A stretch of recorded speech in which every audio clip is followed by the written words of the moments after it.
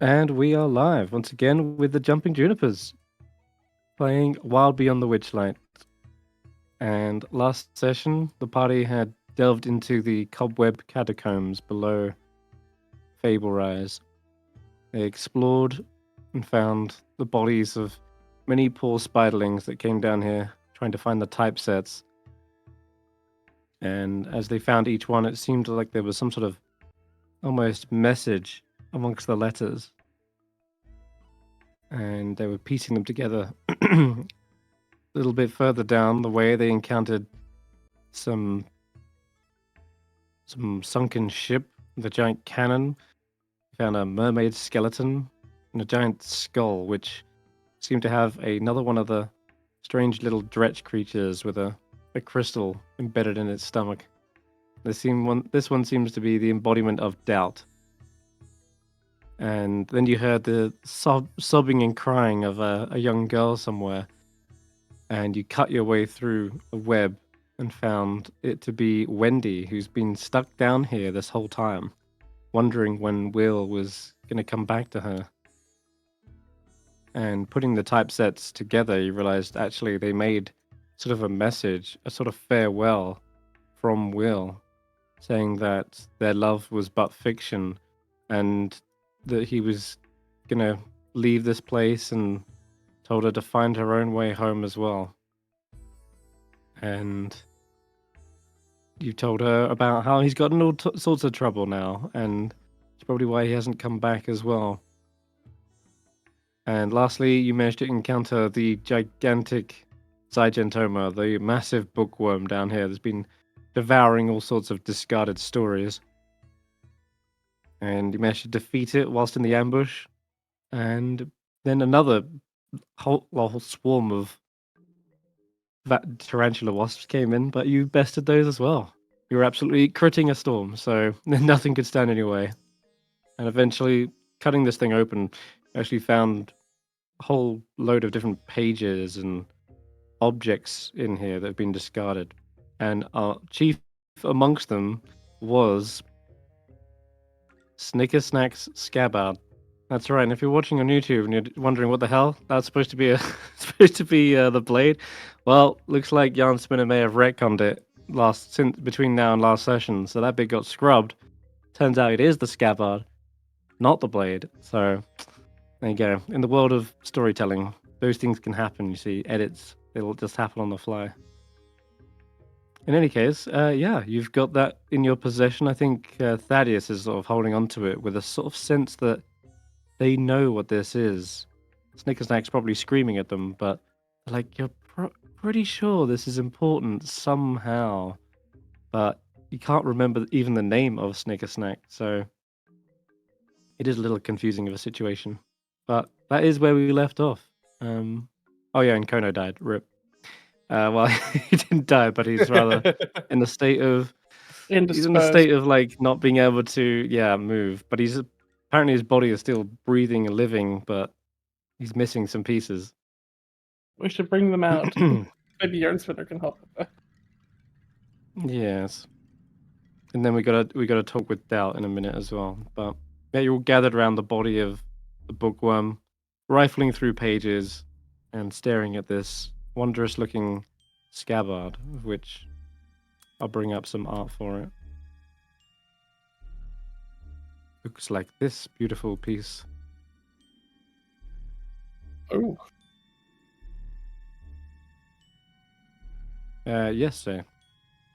Can I attempt to cast Identify on the scabbards? Yes, you can. It'll take 10 minutes. Yeah, while he does that, I'll start gathering up all the as much of the book pieces as possible and putting them in our portable hole. I'm trying to sort them if I can, but it's mostly scattered, so all the books and pages are things that I would want to bring up to Fable Rise.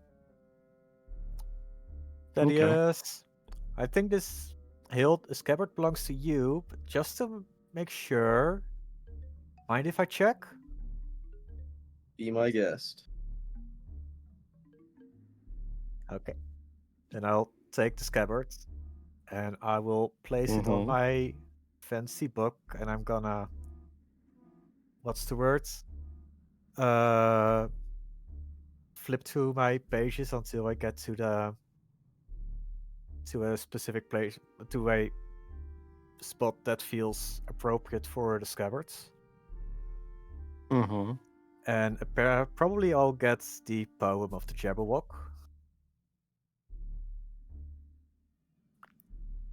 I'm pretty sure poem of the Jabberwock? Yeah. Okay. Yeah, the nonsense rhyme. Yeah, the nonsense rhyme. All right. Want me to write The Vorpal blade. Yes. It goes snicker snick.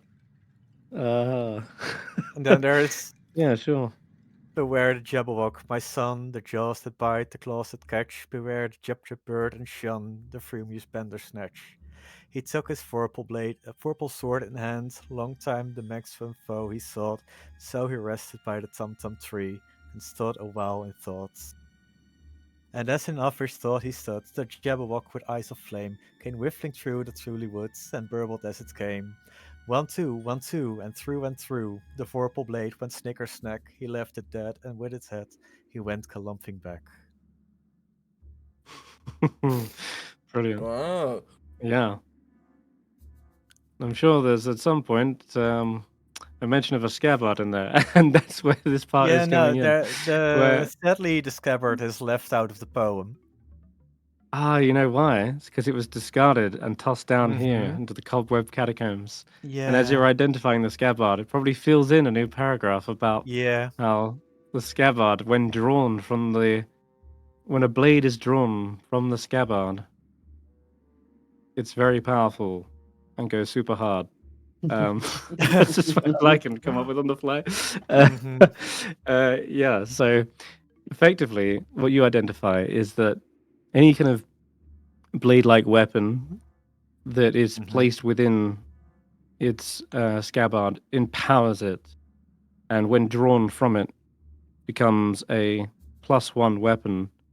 In addition, it gains some other properties based on the wielder of said blade.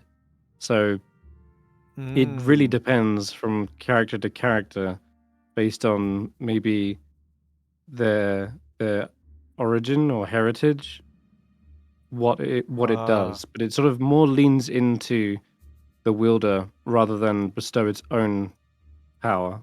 Okay, so in other words, in between one of the paragraphs that I have read, there is an ever-changing paragraph that says, and the sword was ablaze, and then it disappeared, and it says, with a shocking blade, and then it scratched out and becomes with freezing cold. And it keeps on changing. Yeah. And that's why paragraph. It's an ever-changing paragraph, and that's why I couldn't read it and skipped over it. Yeah, exactly. Great I description. pull a piece of paper out of Ulric's mouth because I don't want him to eat too much of what's going on. I can't get too smart. I mean, she is the brain cell. Aww. Okay. That is? Yeah. I'm pretty sure this should be yours. Awesome. There's a character that has a very, very powerful sword that can decapitate any dragon. But the sword isn't complete yet. Or right now. And to make it complete and all powerful, you need to have the hilt, the blade, and the scabbard. And this is one of it. Oh, I knew where there was a hilt. Well, you got the hilt. Oh. That's I your guess glove. I guess With you're the right. brambles. But I'm not a legendary hero with the cool sword. I'm just a guy. Yet. You're not the hero yet. Well, yeah, I mean, you're a cool guy with a no cool one starts scabbard. a hero. Can I pick up the scabbard, and is it like big enough to like put my fist in there and unsheath my fist? And then try punching the wall. I'm afraid your fist does not fit inside Scabbard. Mm. You can maybe get a finger in there. What if does that? What if I put my finger in there and then I poke something? Is a poke cool? Does the wall Yeah, it blow becomes up? a +1 finger. Oh shit! That's kind of cool. Uh, What if I put a vine in there and then I thorn? maybe- Does the vine become cool? Oh. Thaddeus, maybe be gentle. That Scabbard is sentient. It is, in fact. Most likely is probably speaking to you right now as you're trying this ridiculous act. Mm. Do you mind? I am built for a weapon, not some digit. Whoa! These are classified as weapons. I had to get a permit for these bad boys. All right. Are you a different voice from the hill? Am I talking to two different people now? Can you not hear us? We are discordant, but we are originally one. Our mind has been scattered, and we are still missing a piece. The blade. Man. I could try my I'm sure rapier. once we're reunited, our voices will sound less confusing. Fair enough. I could try my rapier if you'd like. I'll hold on to it for now. I'll attach it to my belt.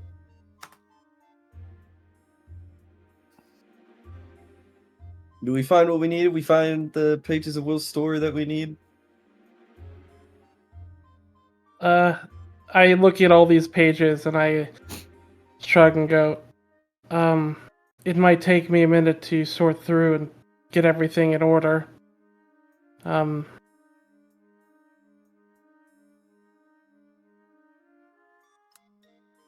Gives Wendy a chance to grab any of her things. Yeah.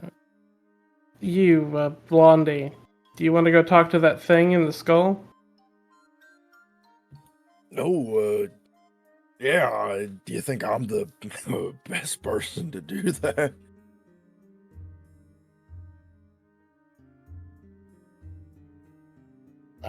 I mean, you have clown makeup on, and he seemed pretty worried. Maybe you could...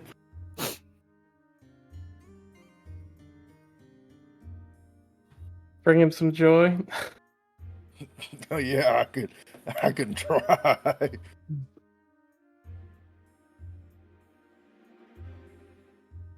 Amongst the pages, by the way, we are like rifling through.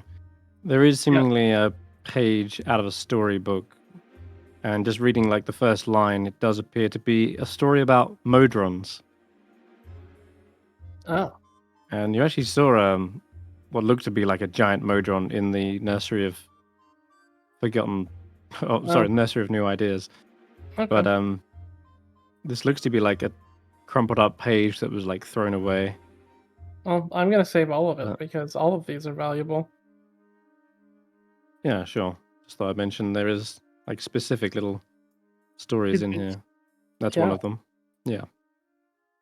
If I pick up sorry, one, what was what do I Ulric trying? find? What do I find if I pick one up? Roll me a D12. Actually, no, it's got to be a D8. It's all right.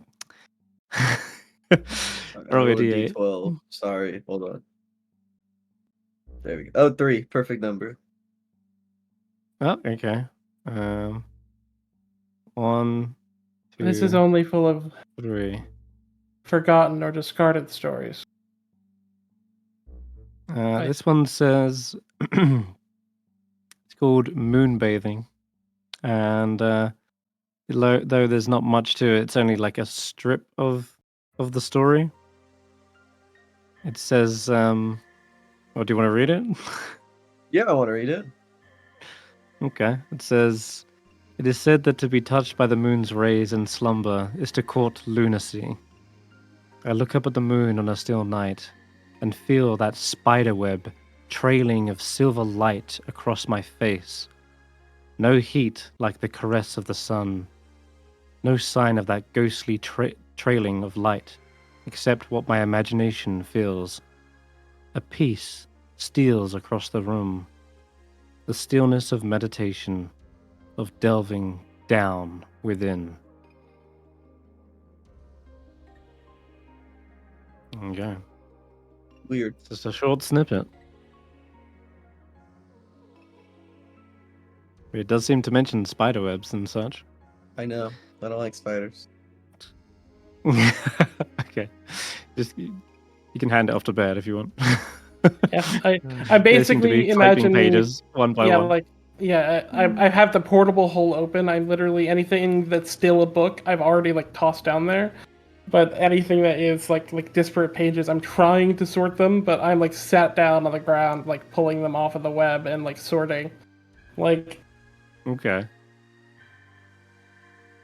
Perfect. All right. Well, that'll be a little while, 10 minutes or so, whilst Garreth identifies, and then Wendy says, "All right. I'm very eager to find Will again, but if it's not safe, I'll stay with you guys if you don't mind." Sort of still flying around a little bit.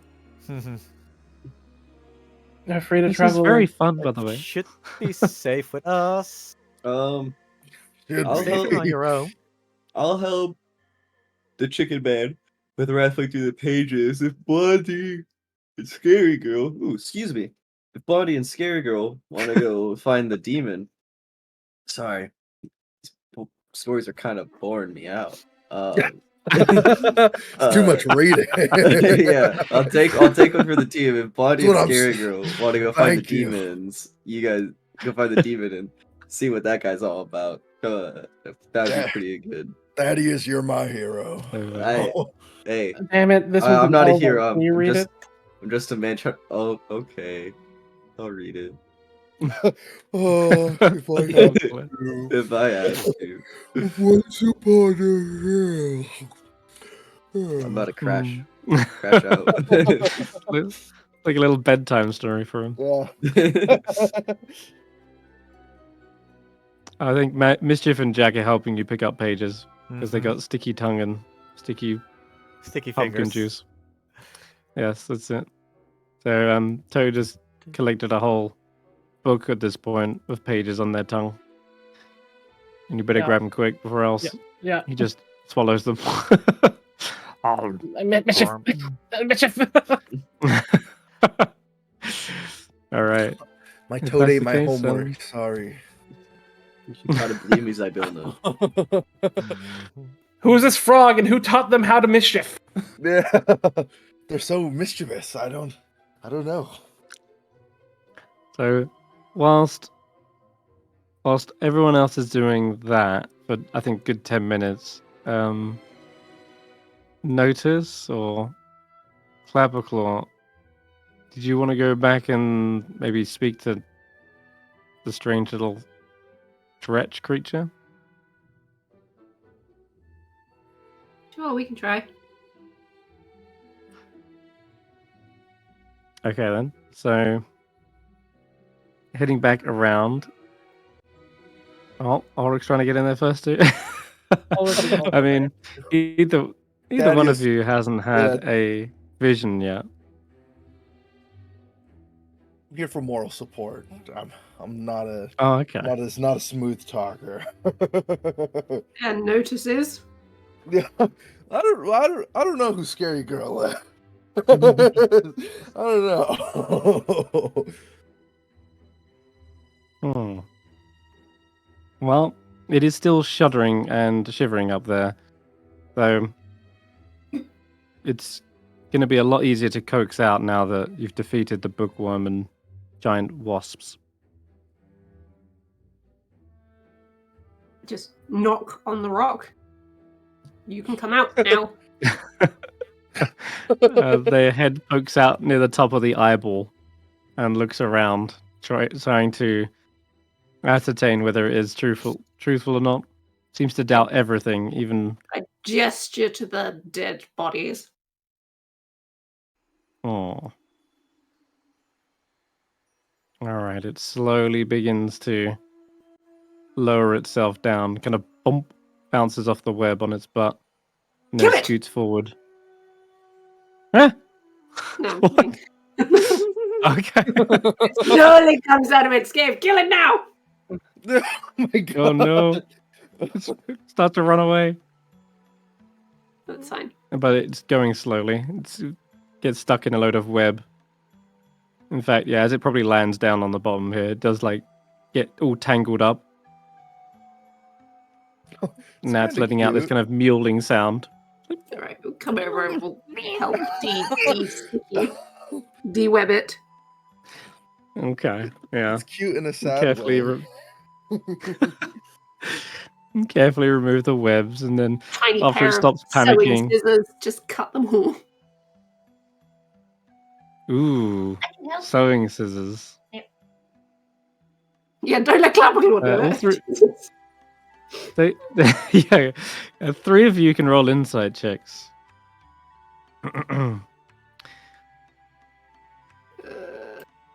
For Clapperclaw, that'd just be wisdom.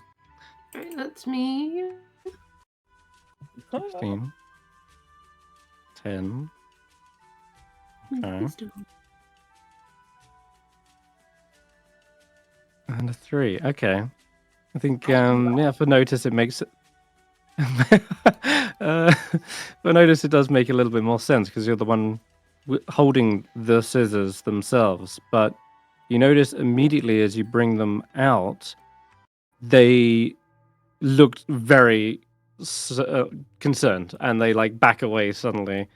But they still kind of caught up in the webs and they seem to like shield themselves away I'm from the literally just scissors going to as if start you're gonna. cutting the actual webs, like even from this distance, just so I can sort of demonstrate what I'm Okay. trying to do with them. Right. It then, as you're like cutting the webs, it sort of, I guess it's not seeing this necessarily, but it just cowers and shudders for a while, but it doesn't run away or anything. So you're easily able to cut the webs around it afterwards anyway. If I wanted to kill And- you, I'd use a sword, just faster. It doesn't seem to have any qualms about your weapons, even though I'm sure there's a battle axe covered in bug guts right now. But the scissors, it seems like the scissors creep it out for some reason. And after you finish snipping him free, he stands up and then looks about themselves. And at first you think, oh, maybe they're just checking all the webs are gone, but they specifically look behind them and stare down at the floor for like a good 3 seconds. And then they turn back to you, and they seem to be much more relieved suddenly, as if, okay, it didn't do what it thought you was going to do.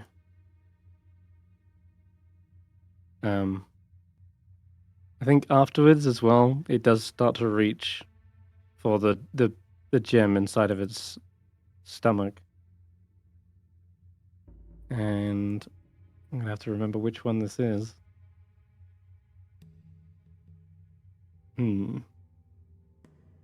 Not terribly important, but it's of a color. Did I say it last time as well? One of you may remember. I believe the last one was orange. Okay. This one is going to be.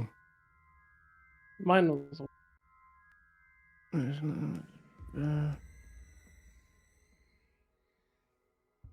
Never easy, is it? I think this one. Doubt.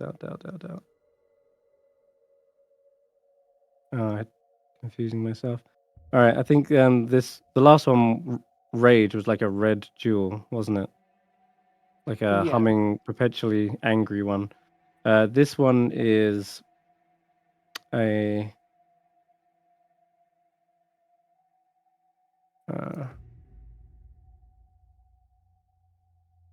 already had the gold. Have we had the gold flecked one I have not. with purple? No. Okay, this is what it Nope. is then. It's the gold flecked gem with purple jewel. Okay, so they pluck it from themselves and offer it to you for effectively helping them get out of here safely. They clearly want to leave this place, and you've allowed that to be possible by defeating the bookworm.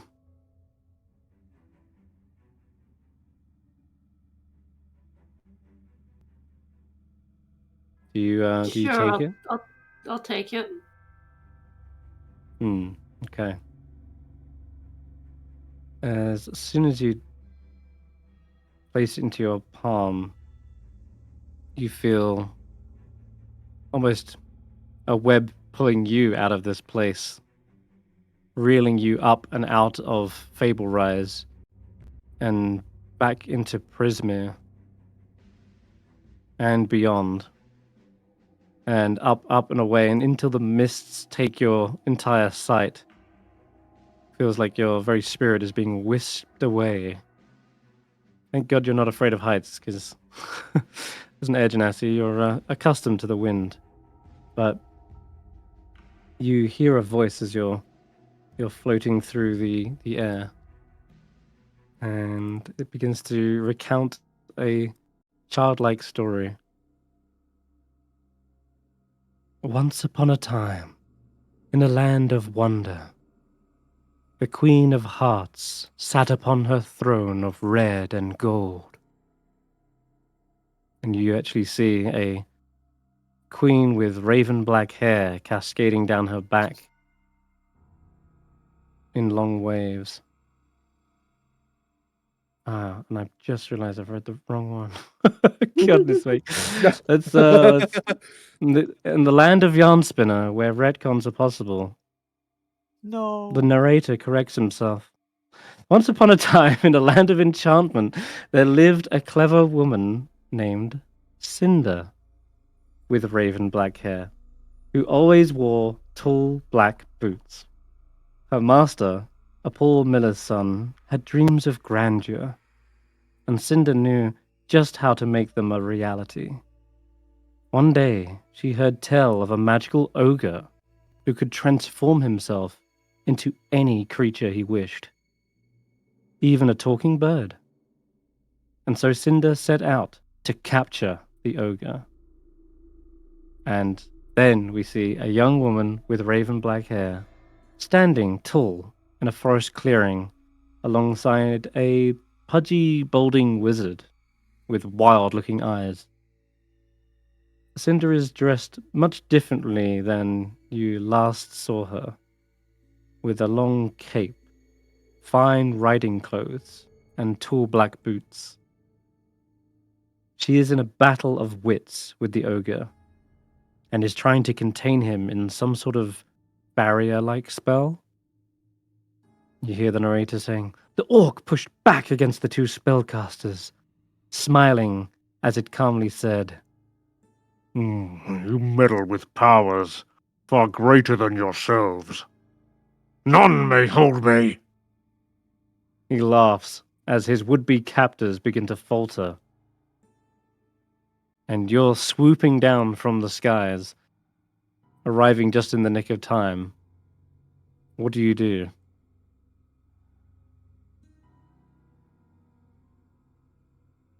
I am the worst person for this situation. I don't know who's good and who's not. Can I see any color?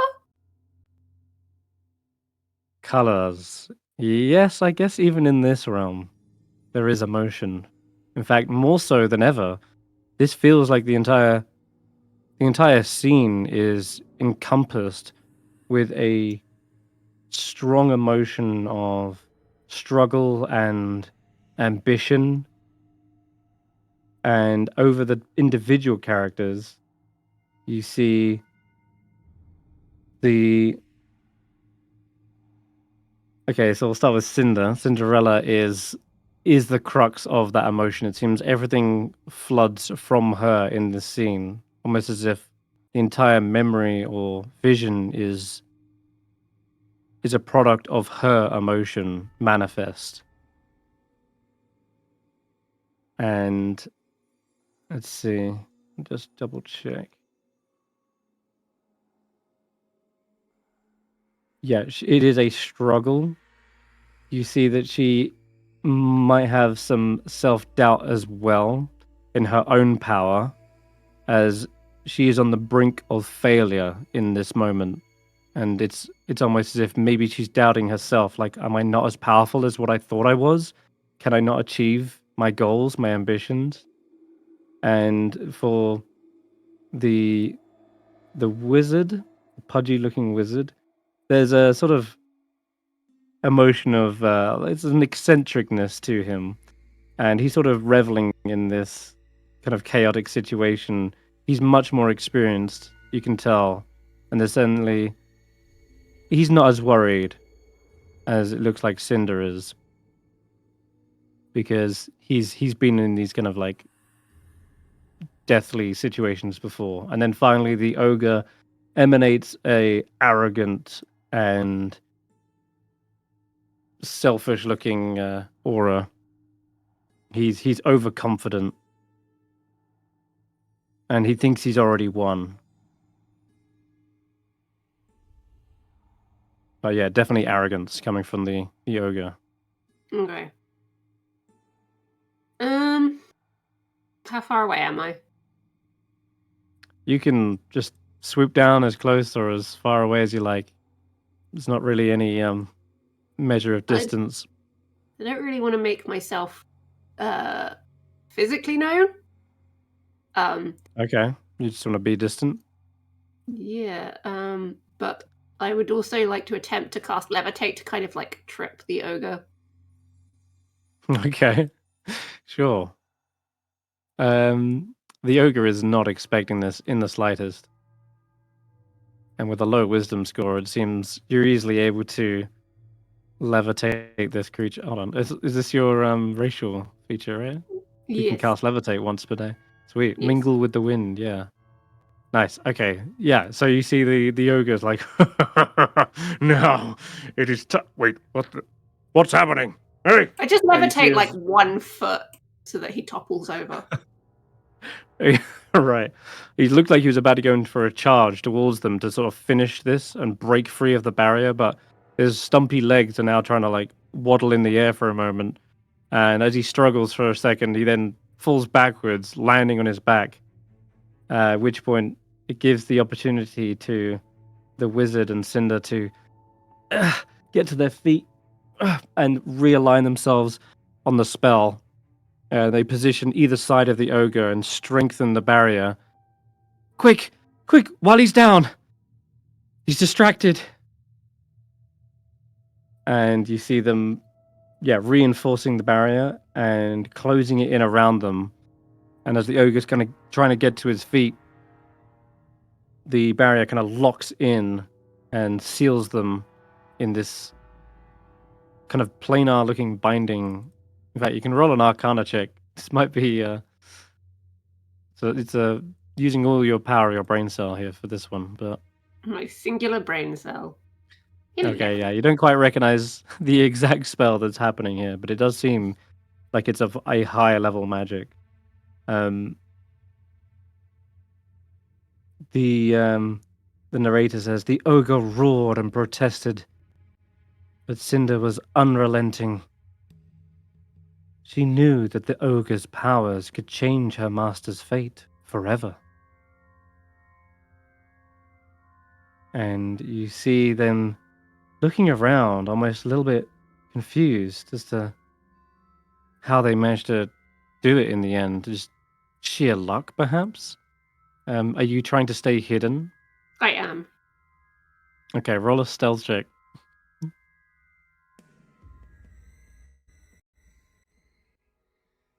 Okay.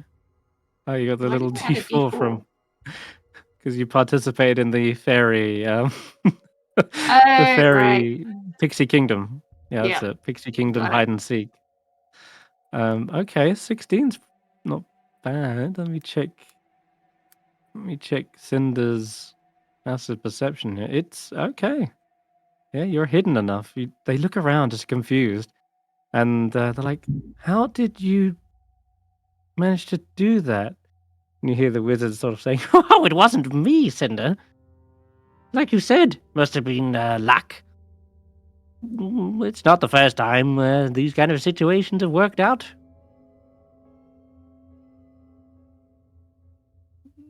It's always something in the nick of time.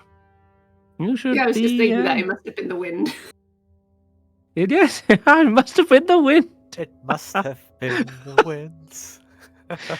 So, Cinder's like, not entirely convinced, old man, but I'm just glad it's over. Let's get this back to the king, shall we? And we cut some distance into the future where Cinder is now arriving at the king's palace, and you could have been like flying after them this whole time. And we see Cinder presenting a sack to the king as a gift from her master. And it's at this point you hear the kind of rummaging in the sack. The ogre suddenly transforming himself into a talking bird, as planned, apparently. And the king is impressed by the gift and grants the miller's son a title and even a castle. And so, thanks to the cleverness and ingenuity of Cinder, her master was able to achieve his dreams and live a life of luxury. For Cinder, however, this was only the beginning of her rise to power. Her fable rise to power. Wink. And that is when your vision begins to sort of flow away. You feel yourself being pulled out through the air and tornadoed back into this area. You go down the funnel of the tornado, and it's like a spider-webbed funnel before you end up spinning to a halt, standing before Ulric and Doubt. And you're a little bit dizzy from the spin. Maybe Clapple can catch you. Did it seem like It'll she try. just like spaced out? Does she have red shoes now? No, he doesn't have Aw. red shoes. That wasn't Wizard of Oz. If that's what you was guessing, Zay. What? I mean, the tornado getting back. Oh, That's right, here that now. part. Yeah. Oh, that was mainly because she's an Air Genasi, but No, this was Puss in Boots. yeah, it was. Correct. Alright. How do you react to this after coming back into the real world? Question mark? Do I still have the gem? Yes, you do. It's in your hand. I just look at it. I look at Ulric. I just offer it to him. This thing is weird. Oh, like weird how? Oh, Like, I don't know. Hallucinations, I guess? Can I pick it up with like a rag? Can I take it? Yeah. All right. Yeah, you can. It's shiny, right? You like Avoiding shiny touching things? it. Yeah,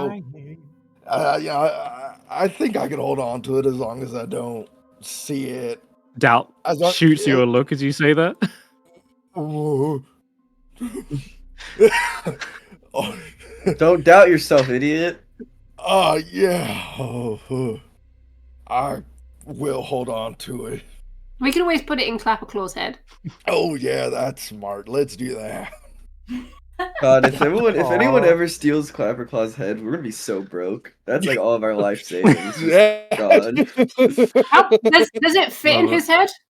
What do you mean? Um, What I size think is you'd it? have to take the head off and put it on through the bottom of the head Oh, rather than through the okay. eyeball. Excuse us. Oh. Oops. Try to prop his body up with one arm and hold the head in the other. Oh, yeah. You've each caught each other now. Just stuff the gem in there and then stick his head back on and like Okay. screw it on like a bottle top. Yeah. Yeah, you need three rotations. And then he kind of like kills to one side and thunk, his head's falling on the floor because roll. he's so much heavier now. Oh yeah. Oh, you're so heavy. Aww. You could probably fit I have another a brain! 2 gems in there, you reckon? It feels heavy. Can you I stay wonder if balanced that's, like that? I wonder if I that's don't how know. smart people feel. I don't have a skeleton. True, there's a little wobble to their steps now. Because they have to realign and adjust for the weight. Like they're balancing something top heavy. Okay, well if it gets too heavy, tell us. That's fine. Do my eyes Okay. sparkle now? They do. Yes. Little purple glow with gold flicks. And flecks. Does that There you mean go. I look scarier when I'm trying to glare at someone? Glowing purple eyes. Glowing purple eyes. Oh yes. At this point, I think everyone else comes out from the bookworm cavern, and you're all regrouped. Let's get the hell out of here. I'm tired of this. I'm gonna go punch Yarn Spinner in the face. Oh wow, whoa. Maybe we don't do that right away. Why?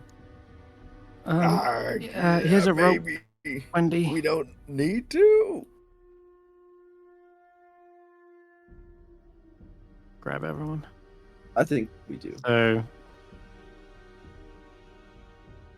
you get back to the entrance and look up this long funnel, the spout, and has anyone got a rope? Lultig asks. I put mine in the hole.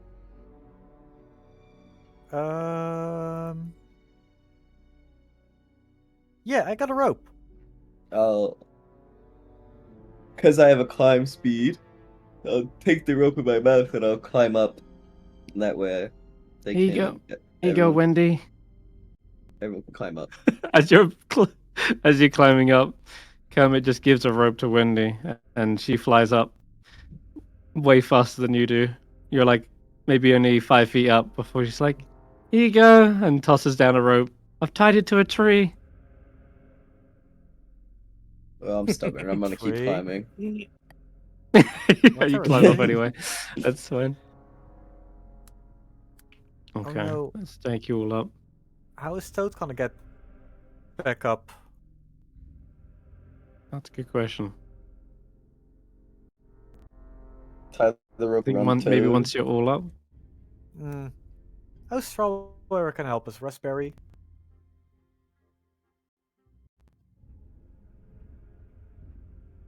Oh yeah, Strawberry's still here waiting for you. And so is Mhm. Snug. Does Snurk remember who they are? No, they spent the night here too. Right. Hence the little question marks. Were these two drops here before we went down? I don't remember them. 2 drops, what? The bubbles of The water. dewdrops. Yeah. Yeah, dewdrops are here. Yeah, they've always been there. Okay. Maybe Snug's sipping on one right now. Oh, you guys are back. Oh, what fresh horrors did you see down there? The most Say terrible horrors? kind. Yeah, There I was was just a talking to bunch with of the other spiderlings. And they said they were monsters. Jeez, if I was a spider, I would not go down there. Oh, okay. Sounds Down in that scary. hole, there are creatures that are too terrified to put in books. Because if you put them in a book, they're gonna devour the book, and then the book is gone. Eyes gonna go wide and blink for a moment. Crazy. Junipers has been teaching me how to write books while you've been gone. Mm. Which part? The writing Do you part think? or the storytelling part? Yeah, the writing part. He said he suddenly got a spark of inspiration, and so he was eager to like write a new book up. Ooh, what's the book about? Oh, I think you'll see. He said you'll be pleasantly surprised when it's finished. Yeah, let's go talk to him. Oh no. I had a hand in helping too. Uh-oh. Uh-oh. Oh, That so is you helped him. Much as good. Inside Are you check. writing the book? So you're a part of this, huh? Yeah. Oh dear. Is there a story going on as we Okay. poke our heads in? Yeah. Yes, there is. Why And not? as he's Let me so see what as we the got in story, your- I'll walk in. I'll be like, and they lived happily ever after. Shh. The story's over. They lived happily ever after. Yarn spinner, we gotta talk to you. Pull the fire alarm.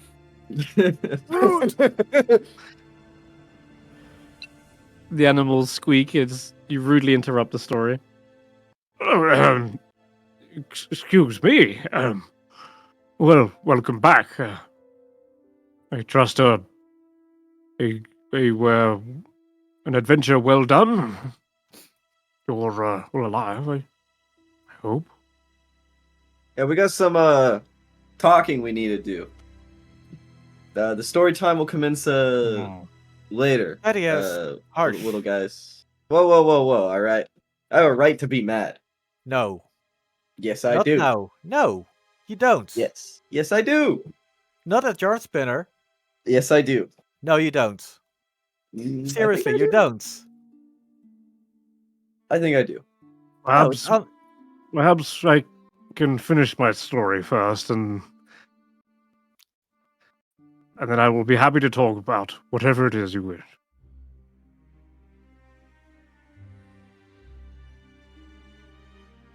Fine. That Terribly sound all sorry right? for the That intrusion. is. Fine. I'll cross my arms. I'll sit crisscross applesauce on the floor. Mhm. It better be a good story. Better be a good story. Okay.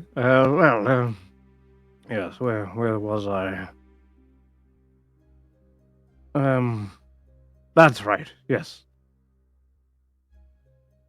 A comedy of four sisters. Four sisters, one adopted, each took turns impressing their mother. The first sister put on a grand performance with dolls and marionettes, making them dance and fight.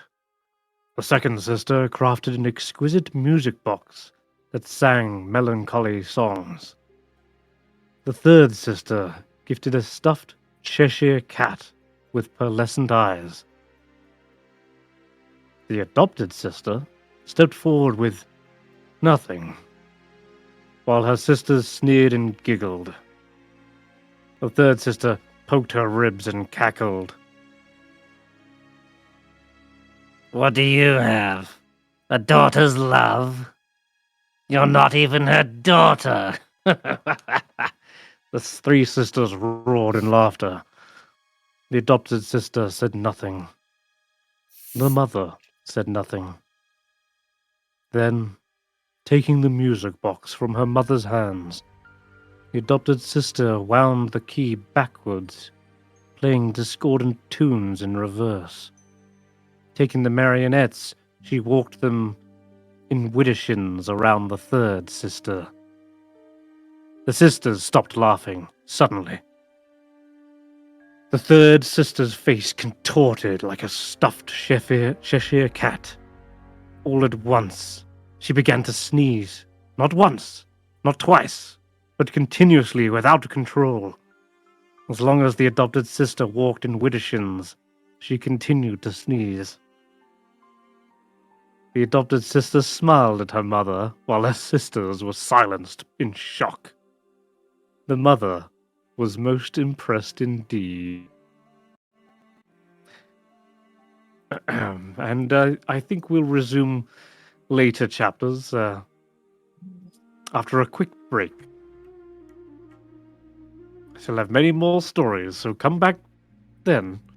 You see the owls and foxes, and all other kinds of critters give a little clap and a bow before they exit the hall. Now, how can I assist you? What is this all about? So, we're aware that we forgot who we are, right, Chris? Like, we're aware of the fact that something's wrong. I think Garreth has clued you in, Yeah. at this point. And of course you do. You woke up and said you don't know who you are. Yeah, Darkspinner, we don't know who we are. We woke up in your alleged domain of delight, and now we can't remember our names, where we came from, who we are. Goodness. That's quite a predicament. You see his eyes kind of looking left and right as he fiddles with a stack of books, straightening them out. Does he seem like he knew this would be happening? Does he seem a little guilty? You can roll an insight check, yeah. Is he a lot of the color of guilt? I think he's more a little confused, but not well, we'll see what you get on insight. But there's definitely a sense of confusion and yes, guilt. Nat 20? Who's got that? Crazy. I'm gonna add a D10 Good man. to my roll. Gonna use one of my. You're all rolling really well. I got a 16. Okay, perfect. In that case, all of you can tell, yes, there is a look of guilt. And for you, Notus, the confusion specifically isn't about this situation, but a confusion as to what's really happening in his own domain. And so, but yeah, guilt perhaps because he's maybe not told you everything that he knows. But yeah, he looks a little bit on edge. Well, I can assure you that once you've stayed a few more nights, I'm sure all your worries will go away. Maybe sleep on it, and we can assess this in the morning.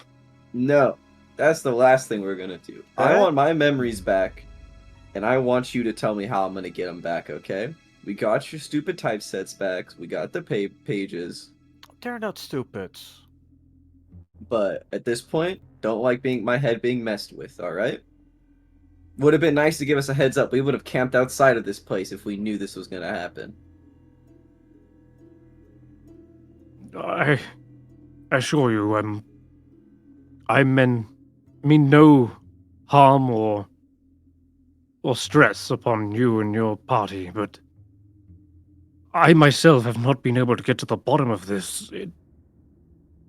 It's only happened recently. Was it didn't before realize. the writer's block?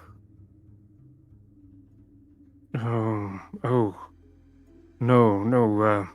That came around about the same time. Wait, what writer's block?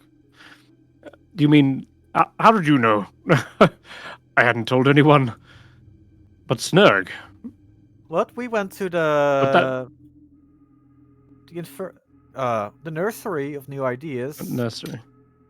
And we played along with the props, writing new stories until something big and scary and aggressive came from the grounds.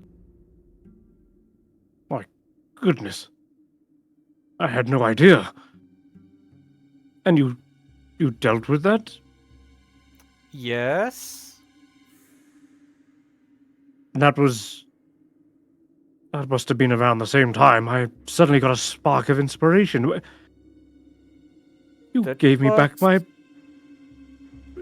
my story writing. That was just powers. before we went to bed, right? Oh. Mhm. You wouldn't remember. No wonder.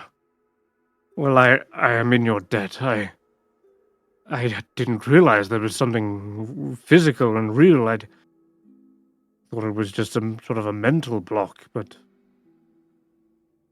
I suppose memories and thoughts You know, do become stories are manifest in real, this world. and thoughts It's are true. I hadn't realized negative emotions also manifests as well. It's a daunting thought. Hmm. Mm. Uh, But if you really feel indebted to us, can you please tell us more as to why my friends have lost their memories? Any Yes, ideas you have? I I am suppose I owe you convinced that that it much. isn't your intention, and you probably aren't to blame. But not telling us this will harm us. I am And my happy to friends. share as much as I know. You see, I believe it all happened, perhaps 3 or so nights ago. I remember having a terrible nightmare, like I was being stalked by my own shadow. Uh, flashing fangs and the sound of metal snipping like shears, snipping away at my mind. It was dreadful. When I woke up, I didn't feel quite the same. Something at the back of my mind was there, sitting on a web, watching, waiting.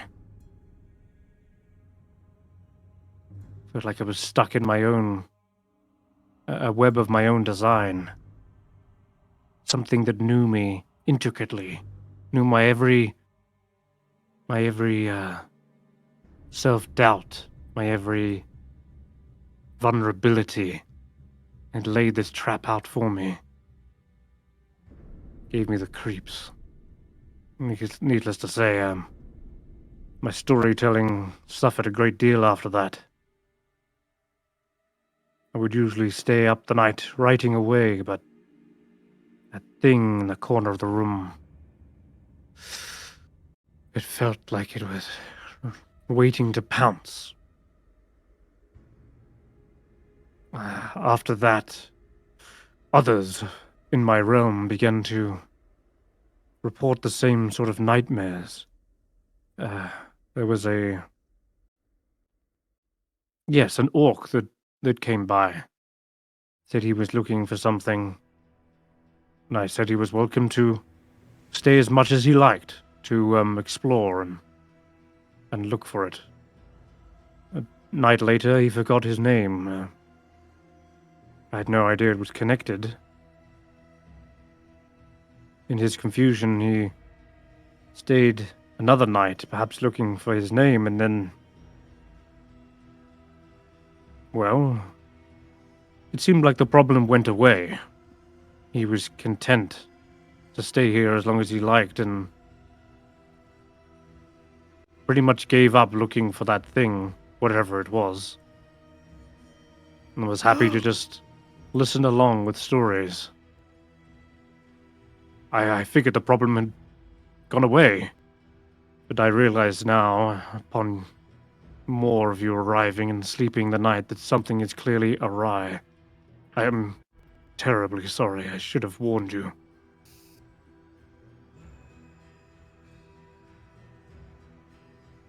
You're right about one thing. Mm. Should have warned us. So there's an evil spider But I somewhere. realized.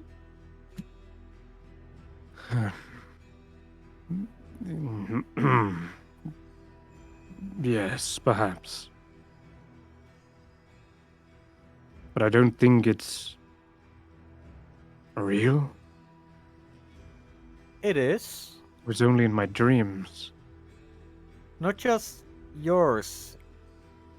I've Do I remember- seen something or read about something very similar in nobody's dream. Do I remember this creature in my dream? Yeah, you remember. All of you kind of remember that when you were reliving your memories at the carnival in Hither, all the while you felt like you were being watched silently from just out the corner of your eye. It was something like a spider, large, looming, and shadowy. And then the sounds of snipping. You remember that vividly as well. I don't know why, but it chose to speak to me. It taunted me using the words of a friend. For some reason. My 21st day as the Hmm.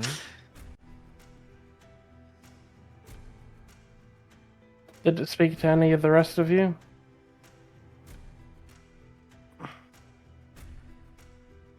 You don't remember that. Yeah. You, So we gotta you just play. only Baird recalls like physically talking. But in your vision, Baird, you don't recall a spider necessarily.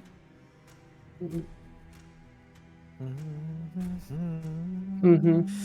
Yeah. And so you, Mr. Archfey of Fable Rise, have no idea where this shadowy dream monster could be. I'm afraid not, but if the writer's block was real, it's possible this is a manifested thing or monster. Where it's hiding, I'm not sure, but it appears that it only makes itself known in one's dreams. Could be hiding anywhere. You didn't see any creature of that ilk down in the catacombs, did you? No. No. Those entertaining. Very well. That rules that out.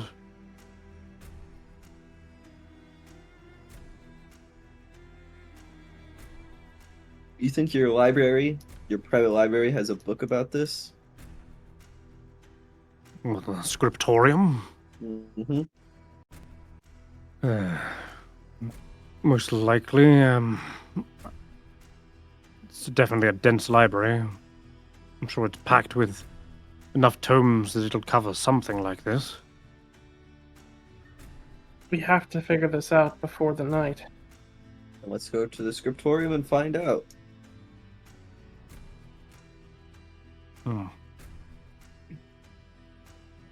And begins to shift his massive body towards it.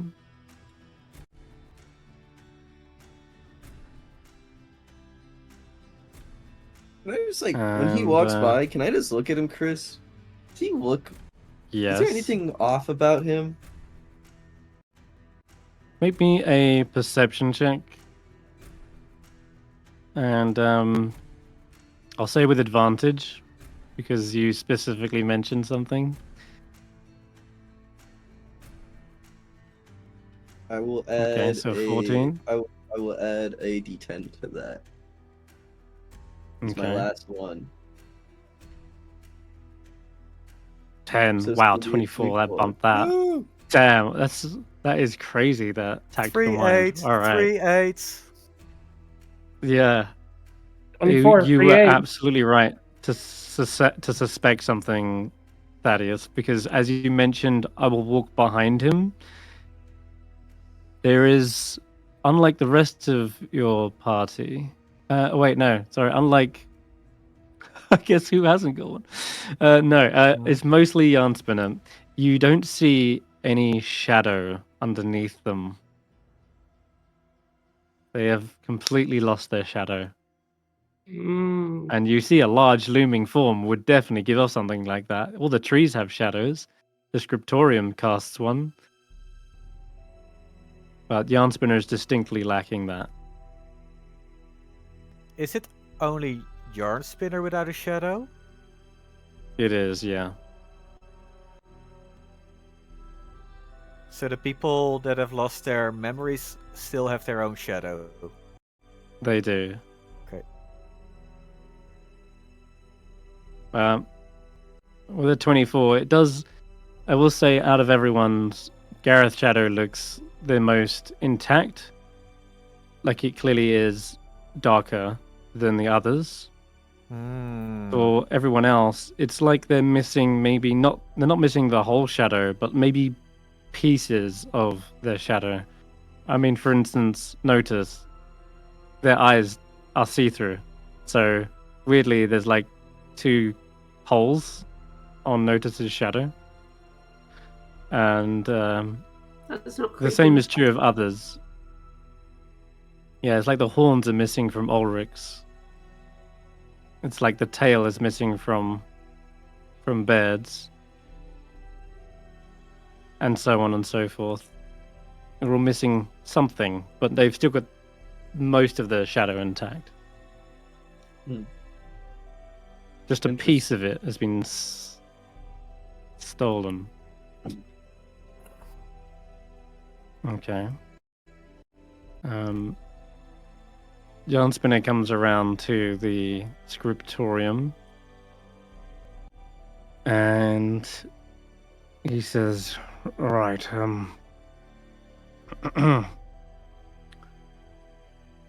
this is where I come to write interesting material that I dreamt up.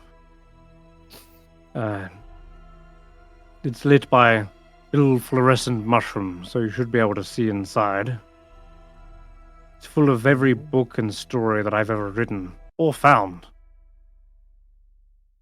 You see the dense thicket of roots and thorns gives way to an imposing wooden door, and it's flanked by 2 twisting thorny plants. And above the door, a lattice of spider silk webbing forms words written in several languages which read, "Only an open book may enter."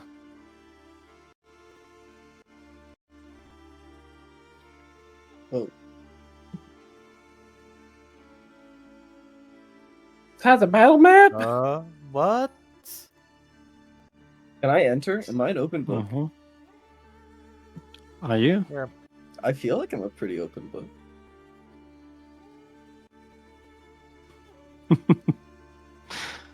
There's no lighting here. Where are those mushrooms when you need them? Oh, don't say Hold that on. out loud. Oh, there we go. I've turned on the mushrooms for you. Oh. Yes, I put a special security measure in place so that not just anyone can just waltz in to my treasured library. So yes, it's going to be a little bit of a riddle to get in.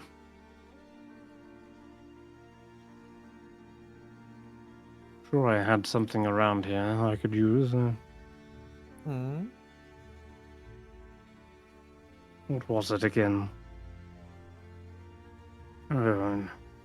He seems to be suddenly thinking really hard. Wait, what was it? I can't remember. Well, that's not good. I do apologize. I think Oh, something may have stolen my memories as well.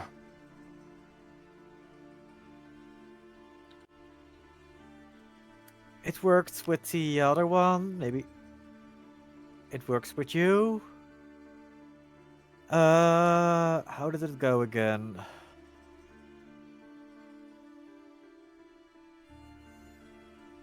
This one? Oh, goodness. Mighty powerful spell. My mind. It's flooding back to me. Yes. So as you cast Remove Curse, Mm-hmm. he gestures towards what you're carrying and says, you carry a key with you already. You can use that to get in. So it's And just having an open book? he smiles, his spider smile. He grins his spider. His arachnid grin. Yes. Fable Rise. Junipers grins his arachnid grin. A meme is never going to get old. All right, so you just walk towards the door. What do you do, Garreth? I pick my book and I open it and I hold it in front of the door. Open, please. Yeah, as you open the book, much like the covers open, so too do the doors suddenly swing open, and you're able to enter into a beautiful looking library. It's a large hall filled with rows of bookshelves stacked with tomes of all shapes and sizes. Across the ceiling in spider silk is written the phrase, "Don't judge a book by its cover," in many languages. I was worried that Blondie would have to tell us his darkest secrets. Can I walk in? Oh yeah, I'm glad I don't have to do that. I don't know, can you? I try to walk through, Chris. Does it let me through? You blow up. You know what? It stops right there. It closes the door. Oh no. No, I really am gonna have to. Did it allow check-in? It's Jack's okay. Yeah, Jax can come in. Tough luck, Thaddeus. He sticks his tongue out at you. Absolutely, Jack just closed that door. Why I oughta. Suddenly, as the door slams shut, you see a mouth appear on the door and begins to speak.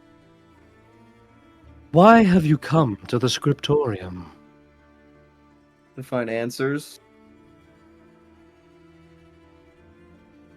To protect my friends.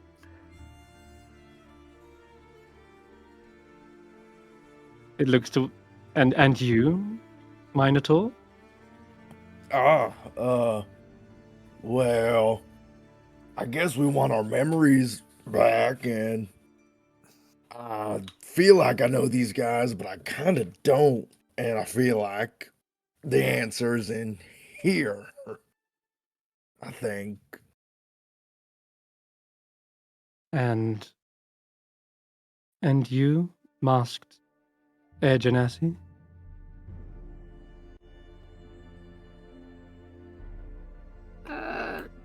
Because the Why have rest you of them come? are going in?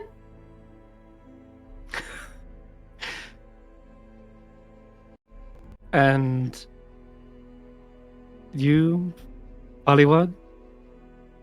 I go where Thaddeus goes, helping however he needs me and learning from him. And at that, the door seems satisfied with all of your truthful answers. And the doors swing open. I'll bum rush Jack. Yeah. Took you long enough. You got in here quicker than I thought. Damn it. And All you, right. chicken? I'll let him sit with Wendy Very well. outside. Rather, Yeah, I mean, they can sit outside if they want. Mm-hmm. I'd rather them be safe if we do find something. dangerous. Okay. All right, We everyone don't want another starts Konos running situation. around the library. Yep. Sure. Okay, we need to look for books that are like 3 days old. Or older. When did you have this nightmare, Yarn Spinner? This must have been about 3 days ago. And you say that you did you record it? Because you say you record all your dreams. Did you record your nightmare too? 3 sleeps ago. My nightmare, recording it, that one I didn't really feel like telling a story about, but I did put it in a sort of diary of mine, yes. Where's that diary? Let me see. He starts thumbing through the pages. Sorry, not the pages, the shelves. And he's looking for a specific book, it looks like. And it's unlikely that you would just leave your diary on a random shelf.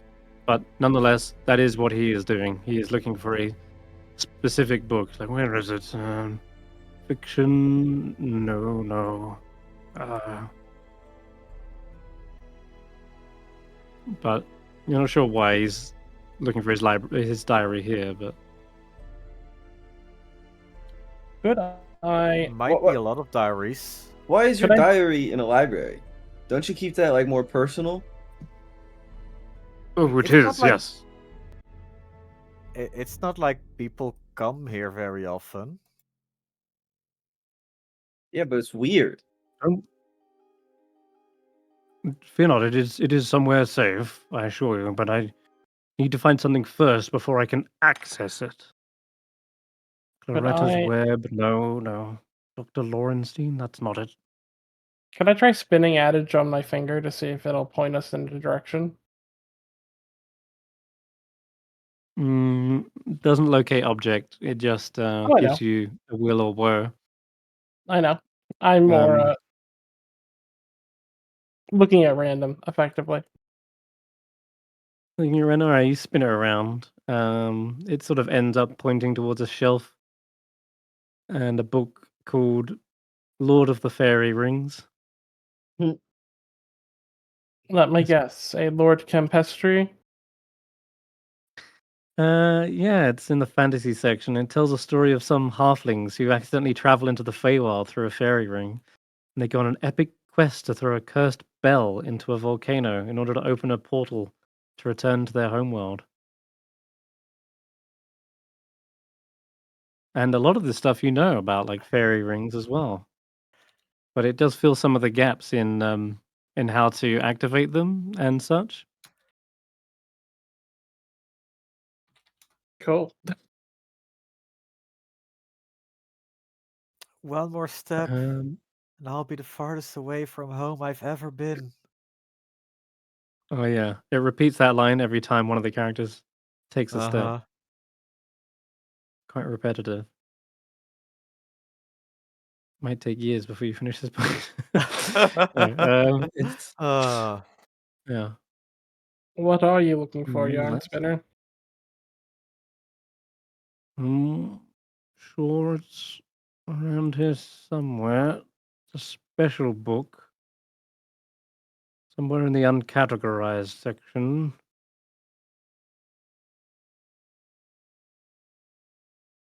Does this feel inspiring?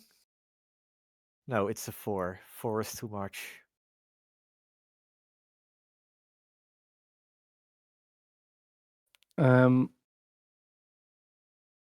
No, wait. There's something to do with that. And he looks up at the ceiling again. It was another riddle, you see. Don't judge a book by its cover. Yeah? And I'm looking for said book. But it's hard to find because it's so nondescript, I suppose. Could I sing Okay. a cover song of the most popular song in Midra? The most popular song. Sure. Yep. Okay, so it's uncategorized. I'm just gonna open books and see if there's stuff that doesn't fit the cover. Okay. So if I find Yeah, a cooking so book that says something about an adventure, that's suspicious. it would be, I suppose. Then, as you start looking around, you find a cookbook. You say, For example, I'm not expecting a cookbook in this library, but okay. You do find a book called Dr. Lorenstein. It's found in the fiction. It's a gothic story about an eccentric surgeon whose body has died many years ago. Now lives as a brain in a jar. And in an attempt to reanimate his body, he gives the gift of life to a being of his own creation. A creature shunned by society as it seeks to learn the meaning of love. aww, that could have been written by my sister. Well, the evil sister, not my sweet sister. You have an evil sister?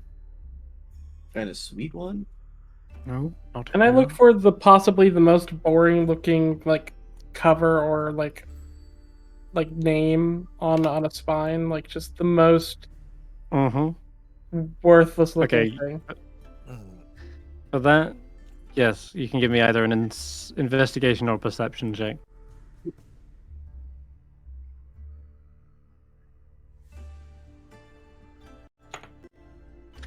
You're looking around, and all of these books are just so damn interesting. There's just so many that are all like wondrous things, and you got the magic of creative writing, star-crossed lovers.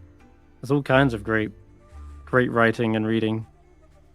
It is actually hard to find a bland book within this library, and that's why Janspinner seems to be struggling as well, because he's just going through one by one. Okay. You said it was 3 days ago? Oh, It should be a Yes. new book.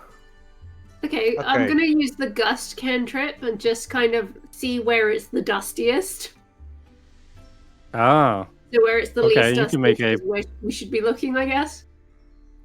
good idea. Make me a perception or an investigation check as well. Mm-hmm.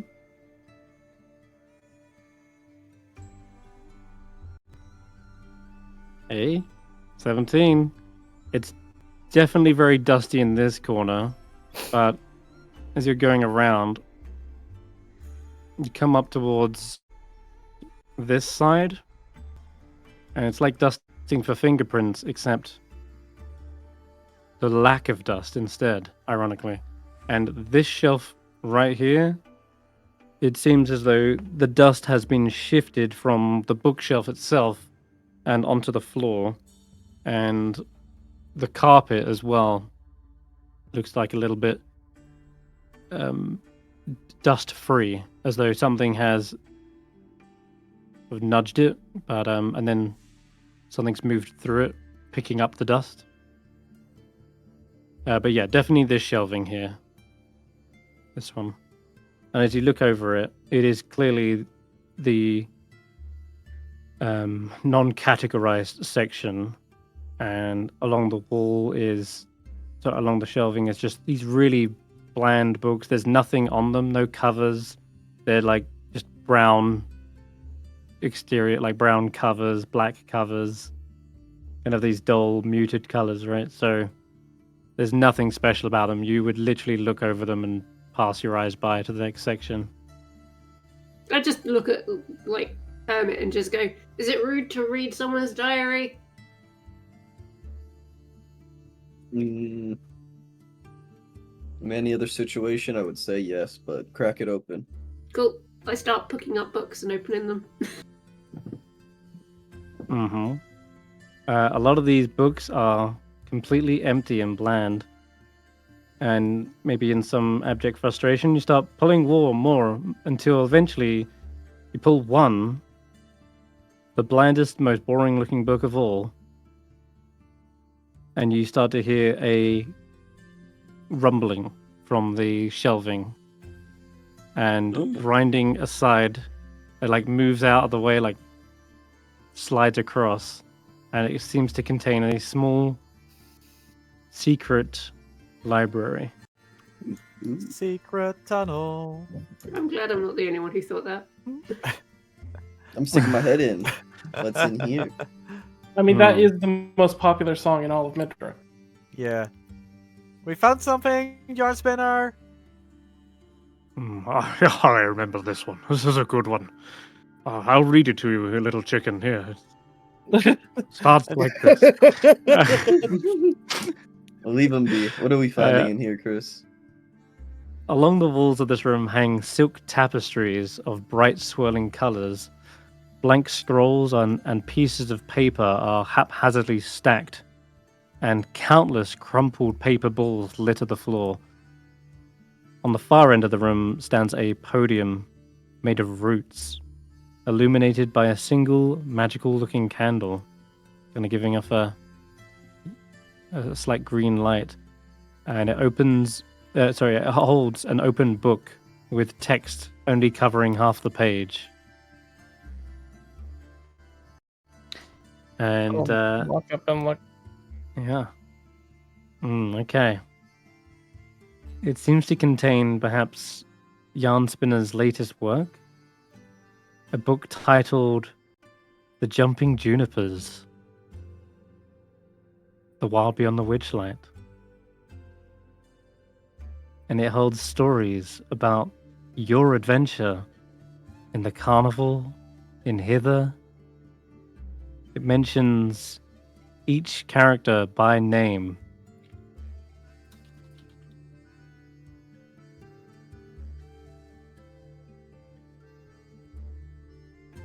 Oi! That's plagiarism. Stealing. Plagiarism? Yeah, I think you mean plagiarism, Jack says. That Yeah, works. this is us. What the hell? That's my story. I've been writing that. Is this us? Yeah? Can I touch the page? Yes, you can. You don't feel anything necessarily different as you touch it, but certainly as you're reading it aloud, or maybe in your heads, you have to be all like gathered around it, I guess. It's very Scooby-Doo gang, like all looking over each other's shoulders at this one book. Okay. Yeah, as you're. You want to say, sorry? As we're all collecting near this book, I'm gonna pick up my own book and I'm gonna start writing, and then the Junipers started reading Darkspinner's story. Oh my god. Okay. Yeah. I'm not gonna be outwritten by this cheater. Come on.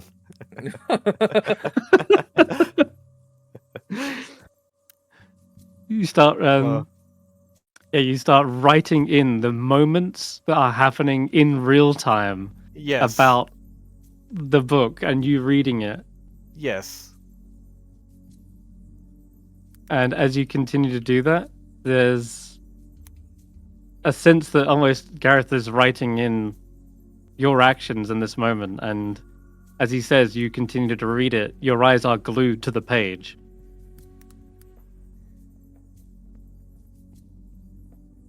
How accurate is the information on Baird?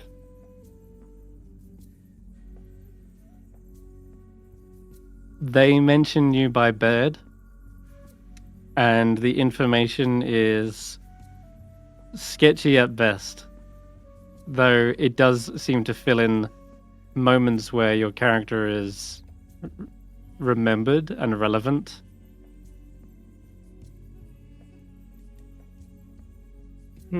So the way But Baird it does is seem written like- is as reliable as someone witnessing it from next to them? Or from an outsider who knows everything? It's written in a way that Baird's actions are consistent throughout, but they are mentioned as Baird, but they're not as detailed or as fleshed out as everyone else. So, and the parts where they are a little bit more described or go into detail is the moments when you guys also remember Baird the best. Like when you've tried to remember them, when you've woken up and put a concerted effort into it, or when Ulric managed to retain the memories, or when Lamorna brought them back, etc. I'm gonna rephrase the question. The way Barrett is described, is that with the knowledge that someone who watches the stream? Or as a person in the party? It is from Baird's, as much as Baird's knowledge. So everything that Baird has done, they know about what they've done. That's in here. Because they stole those from Baird. So that naturally they're going to know what Baird did and didn't do. So it's a bit more than the stream, if anything. And I guess then... Wait, this is from Bird's perspective?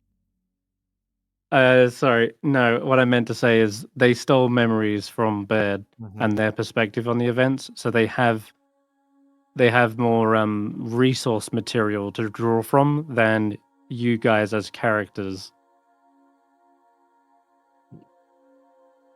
So you're reading stuff in here about Baird that you didn't realize happened before, in fact. So I can give you an example if you're interested in these and you want to like plumb the depths of it. Okay, sure.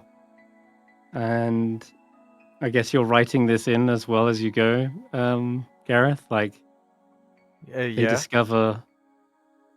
Okay, they discover some of the things that Baird did and was there the whole time. So let's see. I'm not going to pen down what is in the book. I'm going to pen down the actions of the group and how we learn new stuff. Quotations, new stuff. Okay. And let me ask, are you reading from the beginning of the book, or are you flicking backwards through pages so you're seeing the more recent things? Because I have a whole bunch of these, and you can start in the middle, the back, or the front. Was the book opened or closed? It was open, and it was on the latest page.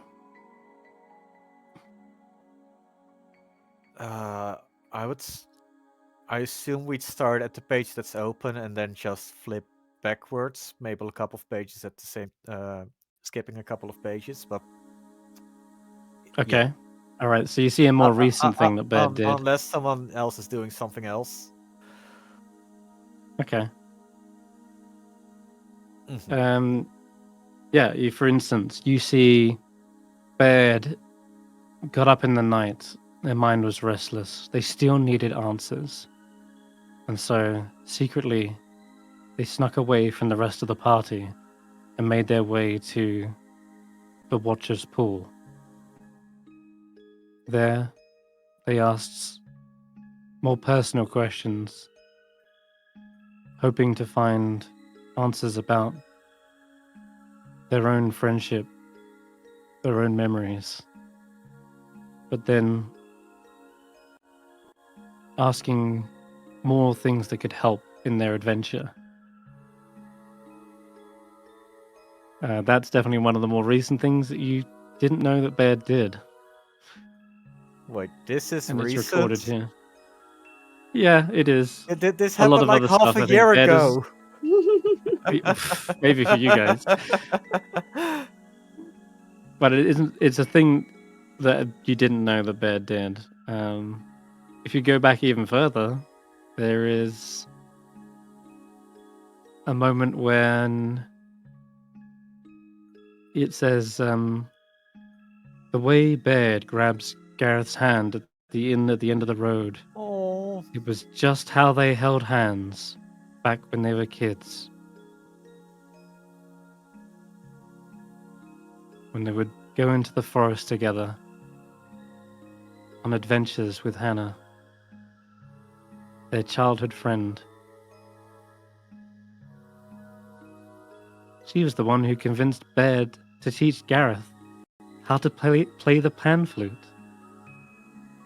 There's a descriptive scene of Baird sitting down on a log, Garreth sitting opposite, sitting on that, like kneeling down on their knees, looking in absolute awe as Baird plays this tune, and Garreth clapping their hands and wants to learn, and you see them teaching note by note how to use the pan flute. Damn it. But that's going really far back. Oh.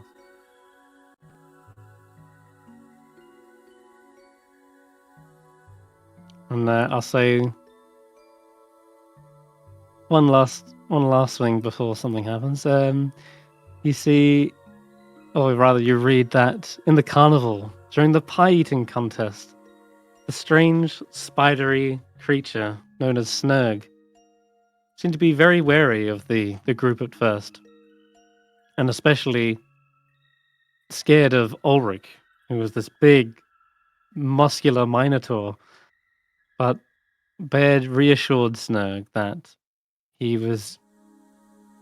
had a heart of gold, and that if he was friendly to Ulric, he'd make a loyal friend for life. And then Snurg's demeanor suddenly changed and shifted, noting that Snurg used to also be seen as a bit of a monster before people trusted him. Wait. Is this the second iteration of the carnival or the first one? Second. This is the first? Well, this happened in the actual Witchlight Carnival. Yeah, Snurg was When you little bit- say This was the first muscular carnival. minotaur, He was he still he was a baby minotaur. He wasn't that imposing. That was a little big for What's my the Snurg? size. I thought we did The the. Snurg he was. Oh. Snurg's really small. You said during the pie eating contest. That was when we went back the second time, right? And think the so, yeah. first. Might have been Did we both. do it? Well, I thought we only did it the second time. he Whenever you he- met Snurg for the first time. Yeah, I think that's when we were adults. that was at the pie eating contest, except it wasn't the contest, it was just the pie eating. Snurg gave him a Mhm. pie. All right, yeah, it wasn't a pie eating contest, but Snurg had a pie, and he offered to share it with the rest of the pie, Well, what's which he initially wasn't going to do, but then there was a persuasion check, or rather, their demeanor at least suddenly changed.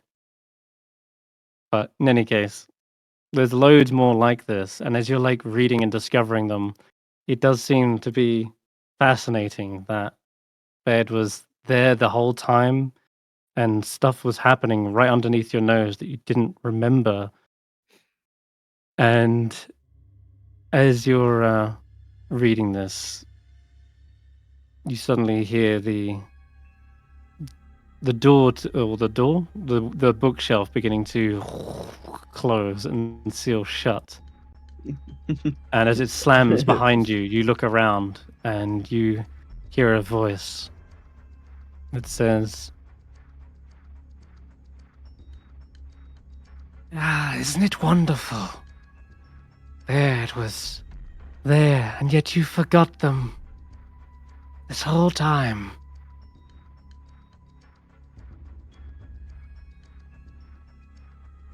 I was worried that you'd forget him entirely.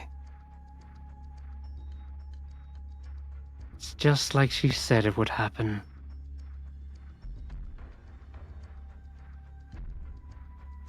Now, you've forgotten all of each other.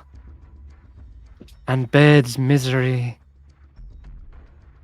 is a part of you.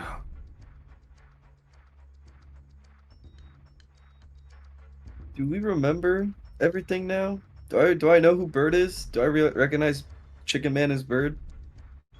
It is coming back to you. As you read these words, the names in the pages begin to fit the characters standing in front of you. These are you. Several of you still need to finish probably reading the book, but certainly it's... Time out, wait, remember hold on. who you are. I'm Ulric. I remember now. You You're wish Ulric, you were yes. me. Yeah. Yeah, when you read the part about winning the wrestling, you think that's you, but that's what it was I actually. did win the wrestling. Ulric? Okay. Exactly. All right, exactly. You don't got the feet for Exactly. it, buddy. All right. Look. It does mention the hooves right here. Oh, I don't got hooves. Shit. You know, I just read blonde and handsome, and I assumed it was me. But I guess we're both blonde and handsome, right? Oh, I guess so. The two most blonde and handsome people in the party. Mhm. Oh, I guess there's a third one. Oh, there got 3 blonde, handsome devils in this party. Oh, I'm what not a can- devil. I'm a ginger man. No, Close no, enough. no. You suddenly hear scribbling somewhere in the room, and you hear a voice dictating it, saying, "No." And then the jumping Junipers forgot their names and shared the same misery as Baird. Are the pages like? All of them. Is there like writing on the page as like he's like writing it? Yeah, sure. Can, You know what? can I eat the page? Okay. Lick the words right off. that is what is narrated and written. Yes, you hear that Okay. being narrated and dictated, and then a scribbling sound, and then that book is now being written Okay. out.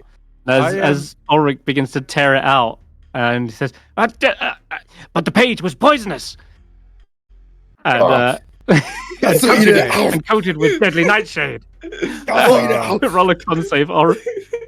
Garrett, roll me a right now con we're save. super cool and awesome and we can't die. Okay. When the voice is getting fed. No, don't die. Fuck. Now I will gladly give I'm up. lost. Okay. When the voice starts getting panicky and writing, and then the Junipers try to forget are forgetting their names, I will start writing, and the dark entity that has been trying to write the story tries to panically get us to forget, but the bonds between the Junipers is too strong to forget each other again this soon. Okay. So while Immediately he you is feel trying to your write mind. his story, I'm taking over the story. Yeah, your minds feel like they are being pulled in a tug of war, one way then another, and it's just a frantic write-off between Garreth and this unseen creature, and you can hear their voice sounds like it is both simultaneously in the room but also in the creeping in the back of your minds. Hey Garreth, write about how we could see this guy and kill him. Yeah, right about how you would get invisible and I'm Vaike getting punched him in the there. face. Put it in, And put it maybe in. write that Ulric's not poisoned. Oh no. Where's Clapperclaw? I didn't see them. Are we We don't gonna see do this anything. in initiative? We don't see anything. Yeah, I'm in the gonna roll room, right? Let's get you roll initiative at this point, I think. And yeah, no, you don't yet. But if Garreth is going to try and put that in, we will see if it manifests. Anyone? We shall jump into combat. Where is my Esquire Goltic? We should have taken a short rest. Goltic's almost dead. That's what I was suggesting we were doing whenever I said we sat down and started sorting pages. Oh, I don't know why, but I'm In about 10 minutes. when I do things on my sheet, it comes up as Vaike because I rolled my initiative and it gave me advantage because Vaike does. Yeah. That's probably because. Oh, that's because you made me. collected. I didn't even see that until now. Oh. That's so good. Oh my god. Oh my, Ulric, you suck. Oh, what are you talking about, Vaike? Oh, jeez. Funny I don't know why the author wrote us this way. I feel like Ulric fits you better, but You know, I don't mind it. no, I don't want God, Ulric. Give me someone else. I'll take that. All right, let's give you some poison damage too. Because I'm afraid with that, it was definitely a fail. Something small. And you said something about said something about Nightshade. Mhm. Just the last line was something about Nightshade, which was nasty. Cheater. So I'll throw it in real quick. Oh, also, it'll instantly kill you. Unfair. I'll take it. Something small. okay, God. all right. Okay, 60-12. We'll go with Big something. numbers only. To be fair, it's not Alright. it's not the Ooh, it 19 wasn't poison. it wasn't the deadly nightshade poison. It was just the flower, so it's not as bad. you know, something small. 19. Uh-huh. We eat that. Let's That make was- sure there's we no could've more gone- 19s. All right, it's at the top. If at the top of the round, I think Garreth, you are actually up first to be able to Okay. respond and write what you want. Where were we? I left at the parts where he tried to scribble out our names, but our bonds are too strong to corrupt us. Can I do something about the nightshade poison? Yes, you can. Okay. As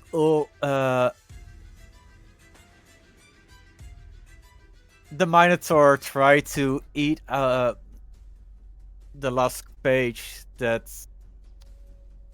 wanted to forget our names. As he ate it, and he tasted the taste of nightshade, but thankfully it was only the taste and not the effects. Okay. This angered the dark, shadowy figure and made them reveal themselves because he realized he couldn't fight us in a write-off. He had to physically attack us. Okay. Roll me a charisma, and if you have it, performance. So I have a performance. yeah, performance check. Wait, I don't have performance. Okay. Fuck. I do. Okay. Just roll charisma. Okay. Can Jack assist me? Oh. In writing the story. Oh wait, I've got something. Okay, well, let me roll off Yarnspinners. I mean, Darkspinners first as well. I See knew what it! they It's get, Yarnspinners! because- I knew it! No, it's Darkspinner. It's Darkspinner. Okay, Kill them all. Get them all out. with Bart's bardic inspiration, that's a 14. Do I need to Okay, get higher? I'm gonna roll. So I'm gonna make this contested, as you hear them replying, saying, "Except, how can one be revealed when their form is incorporeal?" And Yeah, nice try. oh my god, I actually rolled a 6. Oh my god, I already that succeeded. Oh, I did not mean to. You did actually. So you that I don't need wouldn't to have use the used bardic bardic. inspiration. Okay. Oh, we're No, still. you can save that. Curses! No! In the corner, suddenly, right up in the walls and curtains, you see this behind the webs and shroud. A creature begins to apparate. This misty outline of a spider appears, and its shadowy eyes kind of dart across towards everyone else. You hear Is it it still my hissing. turn? Yeah, that's going to be your action to do that, though. This shall be part of bonus that action. action. Hex will work. And Okay. I am going to hex his charisma. Curses. Curses. Nice. Exactly. All right. Yes, curses. And he's going to be Okay. he's going to be up in the corner of the room, and the scriptorium is quite big, so I'm going to say he's up like 20 feet. All right. That's Now my turn. it is Ulric's. I mean, Vaike's go. Yeah, it's I mean, Ulric's turn. I mean, Bacon. Me, right? Me, right? Yeah, Yes, you. it's Blondie. It's Blondie. All right. Because Blondie was Ulric. Who is now Vaike? I'm going to attempt to get him down.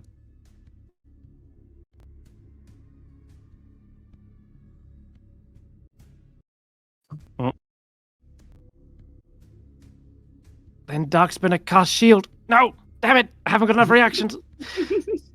Yeah, he is yanked down 10. How many? 10 feet? 10 feet, yeah. Okay, so he's getting pulled down, sliding off of the wall there. But he is still holding onto some webbing, so he's only 10 feet lower. And I can't hit him, right? Not 'Cause he's 10 feet from off the this. Yeah, not from this area. Alright, that's it. I'm all tapped out. Also, the Divine Favor Okay. spell is over. I just don't know how to remove it from myself. Oh, okay. Yeah, I'll get rid of that. Okay. Oh, and I'll let Ulric. Well, this is how it's gonna work, Garreth. You can do like one thing per turn, like as an action to try and shift the narrative. But exerting yourself and trying to do multiple, like, oh, and he's not poisoned, and he can fly, and yeah, it won't necessarily work. So, I assume that the major thing you want is Darkspinner apparating, but yeah, I want him she'll to soon apparate. see. Okay, she'll soon see what he is capable of. Now, let's do a web. Yeah, we're gonna do a withering bite on Ulric here. Sorry, not you, Ulric, Vaike. But he's gonna lower himself down and try to snap his fangs towards you.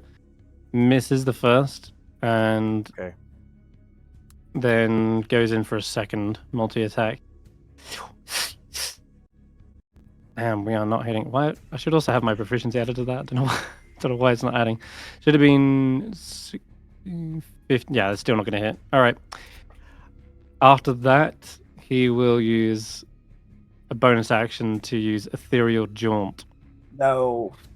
And then, face spider. and then, Darkspinner disappeared into the ethereal realm, where the jumping Junipers had naught to catch him.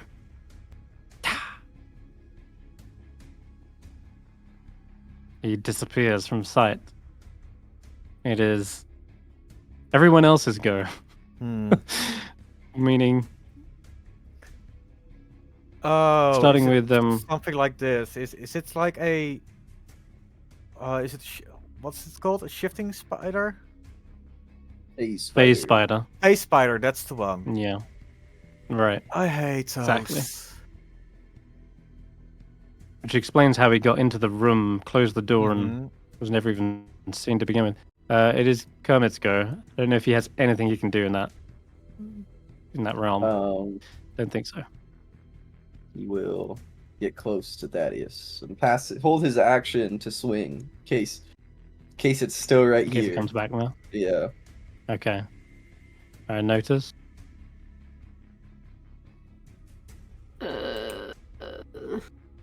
Can I do anything?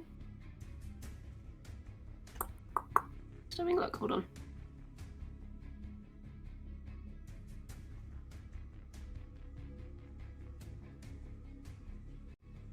No, like I have blind fighting, so I can see an invisible creature within range, but he's in the ethereal, so that's different, right?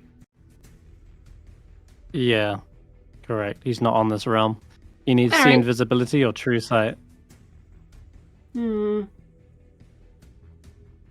do a whole lot then. I will just have my...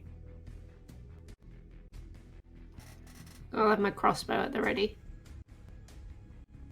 For movement. Okay. Alright, holding that. Bad. I'm going to turn around, take this quill that is next to the page, and use the other book available. Okay. And I'm going to write, unbeknownst to Darkspinner, the ethereal realm was filled with the raging flame of the Junipers affecting their ability to remember one another,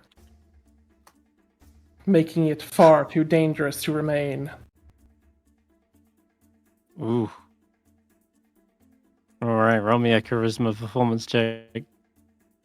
performance. Let's go. Okay. Oh, I did not beat that. 18. Oh, yeah. Damn. Okay. Disadvantage. I had disadvantage as Oh well. yeah, it is definitely this. He is, I guess, unable to remain in the ethereal plane. Though, well, he can, but it's going to be, what did you say, burning with It's burning with the rage of the Junipers that affecting their memories, i.e., Baird's emotions. Of all people. Oh, okay. Hot. It's burning him as currently, but I will say that on his turn, he will definitely be forced to shift back, else he will take fiery damage. But he has moved since then. Okay. Ulric. Ace, your turn. Even I'm getting Alright. confused. All right, I'm gonna sit right here, and I'm gonna bring up my harpoon. And I'm just gonna hold for if he gets within range. Okay. Check it at him. Yep, and Clapperclaw. Oh, I guess I'll rage too. I guess I can do that. Oh, yeah, yeah. I suppose. Bonus action raise.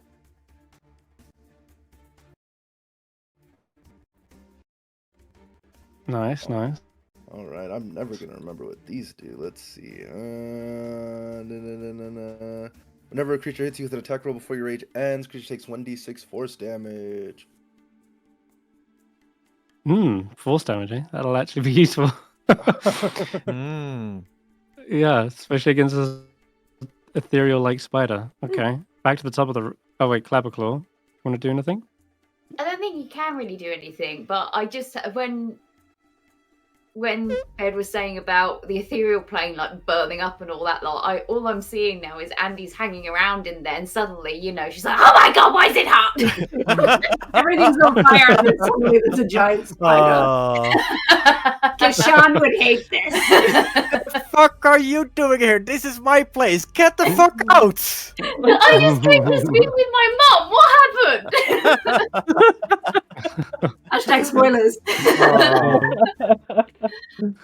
But, well, Clapperclaw can't really do much. I mean, he was like, "Oh, we're writing a story. Cool, we're writing a story. Now we're fighting a giant spider shadow. Okay, what am I doing?" He's just standing in one spot going in circles, not sure what he's doing. His head slightly lopsided. So, writing presents.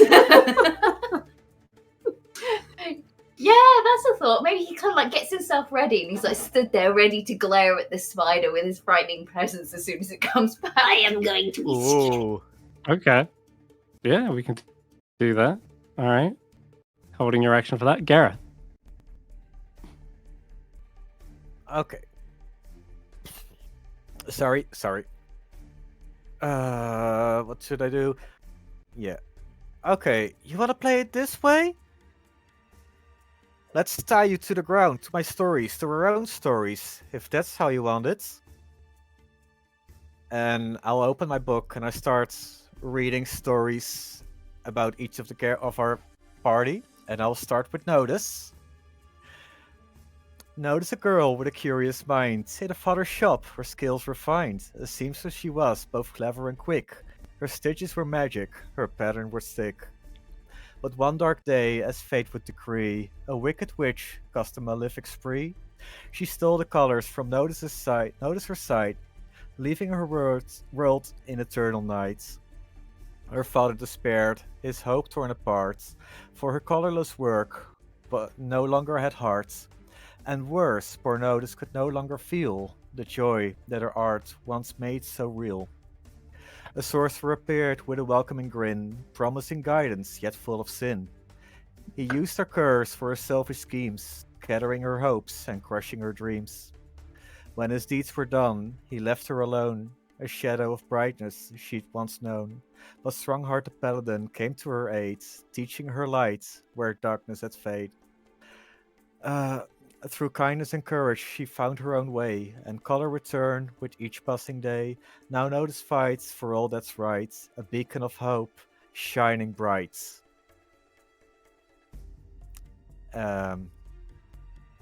Nice. Wow. And a page in my book will light up, waiting until the spider gets back in vision. Okay. Uh, I'll tell you what. hmm? I'll say that when it comes around its turn, you can roll a dex save or else be covered in bright light, allowing it easier to hit. The effects of fairy fire, effectively. Ooh. Okay. And Ulric, Ace, you'll get a go as well. Oh, work me? I mean, Ace. I mean, Bacon. Even I got your. I was gonna names say correct, already. Jeez. No. God, it's so confusing. Sorry, Bacon. Your turn. All right. I'm gonna hold to punch this guy in the face when I get the chance. Okay. Well, it seems as though they have shifted and moved on the ethereal plane since then, Well, and they will reappear all the way in this corner. Just check the movement. Yeah, you can get there. And immediately it will roll a dex save. That is probably I a think success. that's going to be enough. And you'll hear them saying, as you're reciting the story about Notus, instead of dodging out of the way, it says, "Except Notus would never find that color once again, filled with a dark void that sucked in all light, all color, all joy and hope." And you see the light kind of pouring towards their ethereal form, and it does actually seem like a yarn spinner, except the shadowy version of which has just become like a black hole and just drinks in that spell. Does this trigger Notus's home And actions? It's showing up. it does, yeah. Nonetheless, you can still fire at this And Clapper Claws. cornered creature. Frightening. Oh. Mm-hmm. So go ahead and roll your attacks, guys. Is it like too far hitting. from me? From the harpoon? No, I think you can roll from there. Oh, okay. Yeah. It's only 20 feet out. And Clapperclaw can use that unsettling presence. I've just got to check if it recharges first. Oh no, it would be charged. Oh, okay. It's telling me it's depleted. That's all. Fine.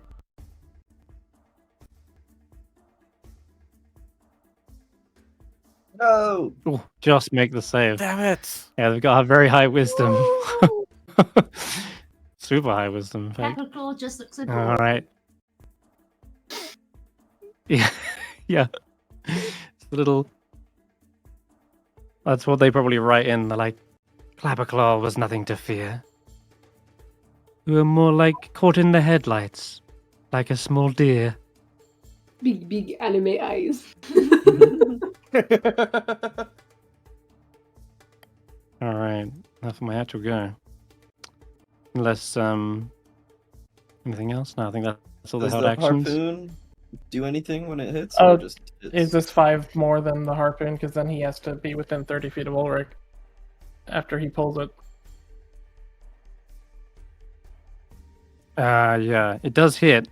I think you even Pierced it. skewer him, but the piercing damage doesn't look like it did as much as what you'd hoped. There's this incorporeal form, as I mentioned, that sort of means that it does half damage. It's got resistance to your attacks, but it's having a hard time like embedding fully to get that yank on them. But yeah, What did your rage let me do take some again? bite attacks. If he hits Force me, damage, wasn't it? Yeah, I think it's if he hits me, he takes 1d6. Oh, okay. Yeah. Okay. Yeah. All right. Let's see. Oh, you had the ancestral path, right? Oh yeah, ancestral guardians would apply now. Mm-hmm. Yeah. So I would have disadvantage now on attack rolls Yep, and half damage. if I hit. Yeah. Yeah. Well, that certainly sucks. Woo! It was potentially going in for a bite on Garreth. It looked like its fangs were dripping towards you, but I think now instead I'll go for something else. Since there's a whole group of you. Yeah, I know what. As Vaike inclined, the stories were boring, not divine. The party yawned, as they became drowsy, and they fell asleep right there on the flooring. We're gonna have Notus, Baird, and Garreth, and I think Claw's a construct. just you three. You can make me wisdom saving throws. Question. Can I be forced to sleep with my book? Oh. Notus, no! I believe the book does give you immunity to being forced to sleep. Let's have a look. Find it real quick. Spells, skills, classes, warlock. Alright. I think, yeah, I know for certain you don't need to sleep, but does the sleep spell work on you is the question. Did I? And Liberum Nocturne. You no longer need to sleep and cannot be forced to sleep by any means. No aspect of the moon does save you from this, so you need not worry. Fuck you!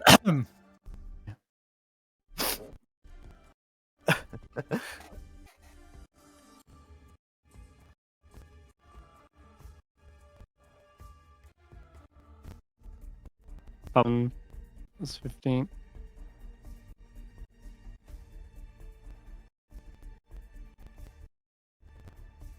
So I got it. Yeah, 4 plus 8. 4 plus 7 plus 8 is 15. So yeah, you got it. The chicken man is still awake. Bed. You see Notus kind of like fall asleep though. And also I should roll a charisma check as well. With disadvantage.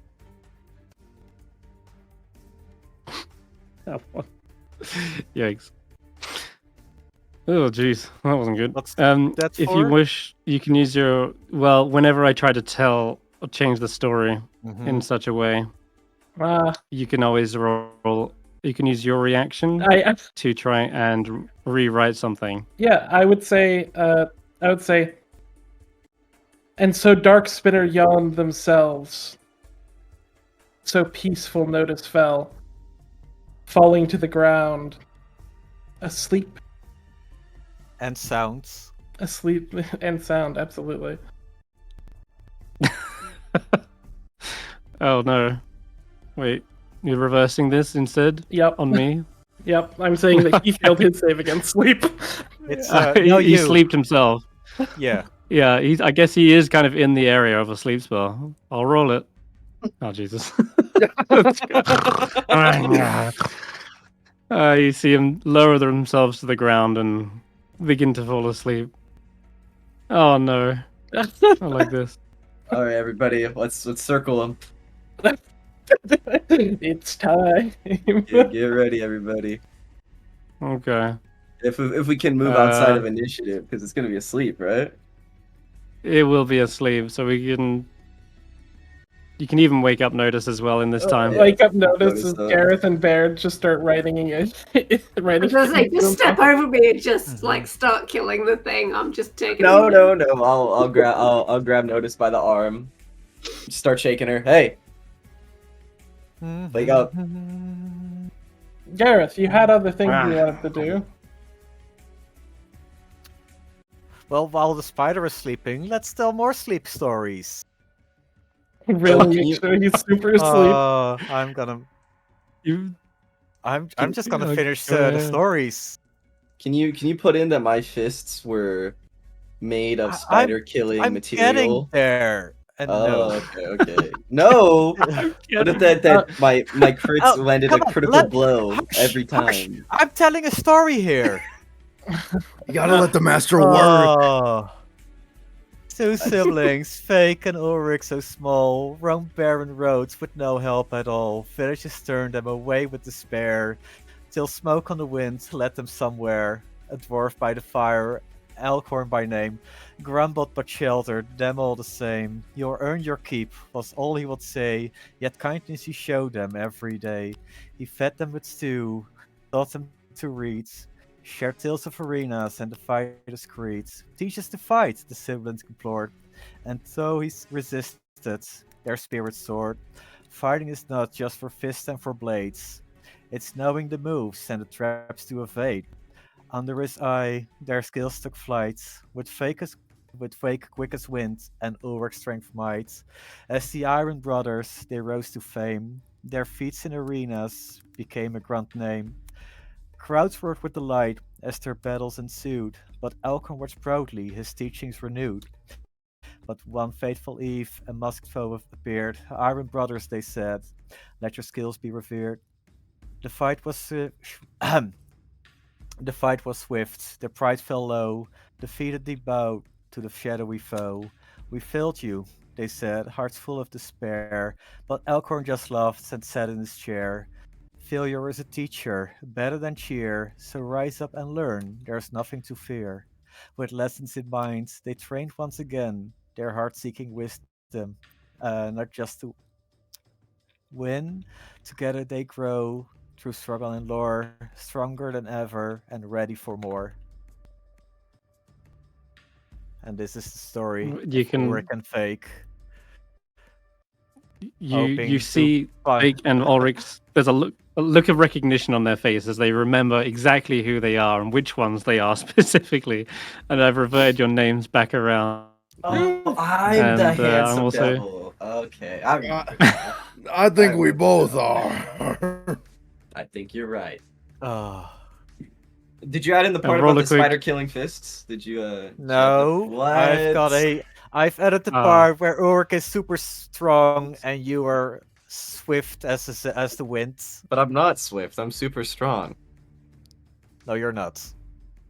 Well, I like the story I think the story's pretty good. Roll a quick charisma check for that one as well, just to see if Ulric is as strong as you say they are.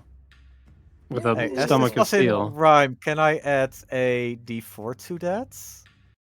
Because Oh of yes, poetry? of course. No poetry. Yes, you can.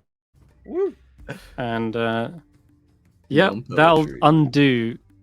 undo the previous toxic words about the poisoned page, and Ulric is no longer poisoned. Okay. But no spider killing fists. Right? Think of it as a Zephyr Strike. You know, considering we got the vibe, I'm getting the vibe that this is Yard's Finished Shadow. I look at Notus. You think we could use the sewing kit to put it back on?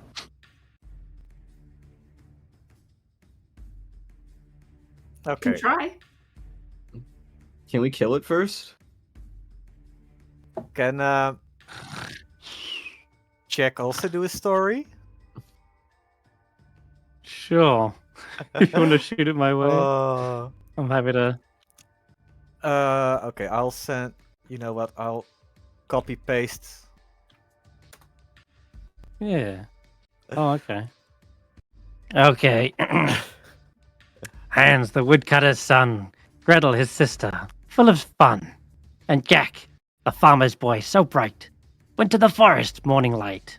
They ran and played, both loud and free, until their tummies growled with plea. Let's find some food, said Hans with a cheer. We'll split up now and meet right here. And went fishing by the pond. Jack picked mushrooms, quiet and fond. Gretel gathered berries sweet. Then back to camp, their task complete. Hans caught a fish. Jack found some more.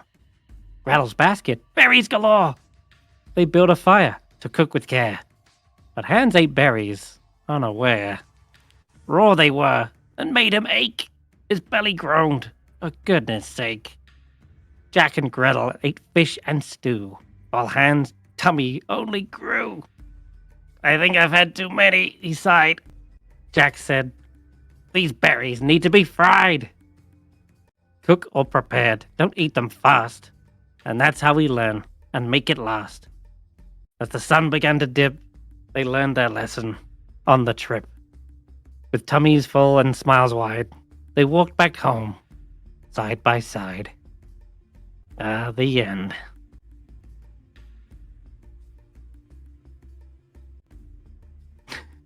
Rolling more charisma checks. Mm-hmm. Ah, man. I gave it my all. I am still a bit injured from that. Wait. I got a reaction. Okay. That's a 13. Yeah, guidance. It's a good 13, definitely. I know. What is there more to say other than that Garreth is... Oh, there's more coming. Oh my god. Okay, 21. Fantastic. Okay. Absolutely. This would undo any curses written about you, Garreth. But thankfully, you already slept. You didn't sleep through the night, and they never stole your name. But instead of all of that, I think that That going would through undo part of Baird's curse. I would, yes, correct. Totally forgot. Yeah, Baird's name comes flooding back to them as well.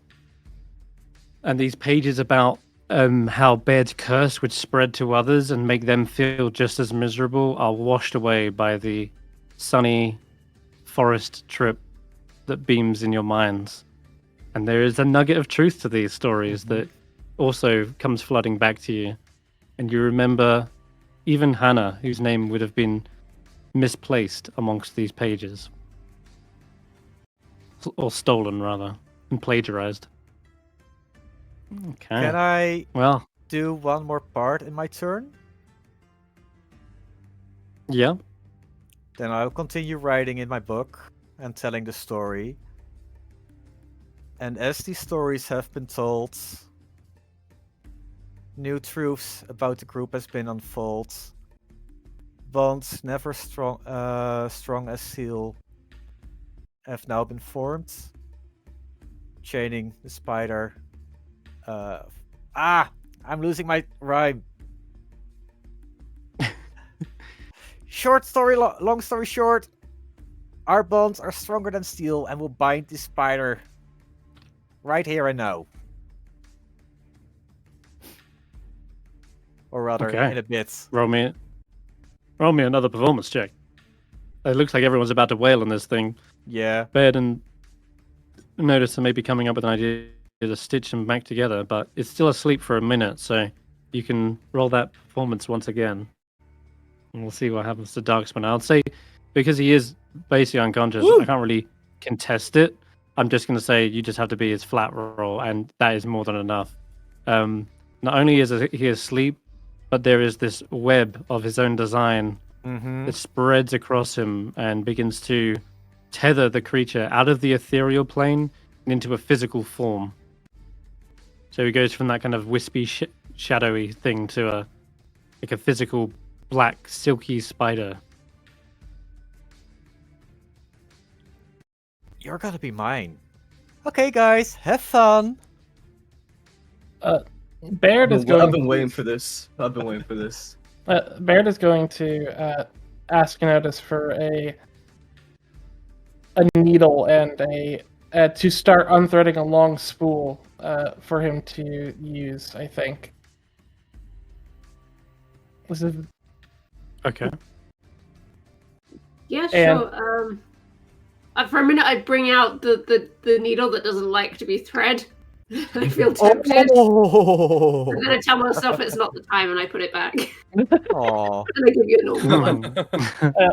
Yeah, I will thread this needle, and I will first put a sew Darkspinner here, and I'll go back and open this from this side, and I'm just like unspooling this thread as I like run back to Yarn Spinner. Oh, okay. And it's asleep for a minute, so I'm pretty sure I have time to pull the dark Yarn Spinner closer. But basically, I want to try to sew his shadow back on like Peter Pan. But Okay. we're killing it first, right? We're killing it first, right? Yeah.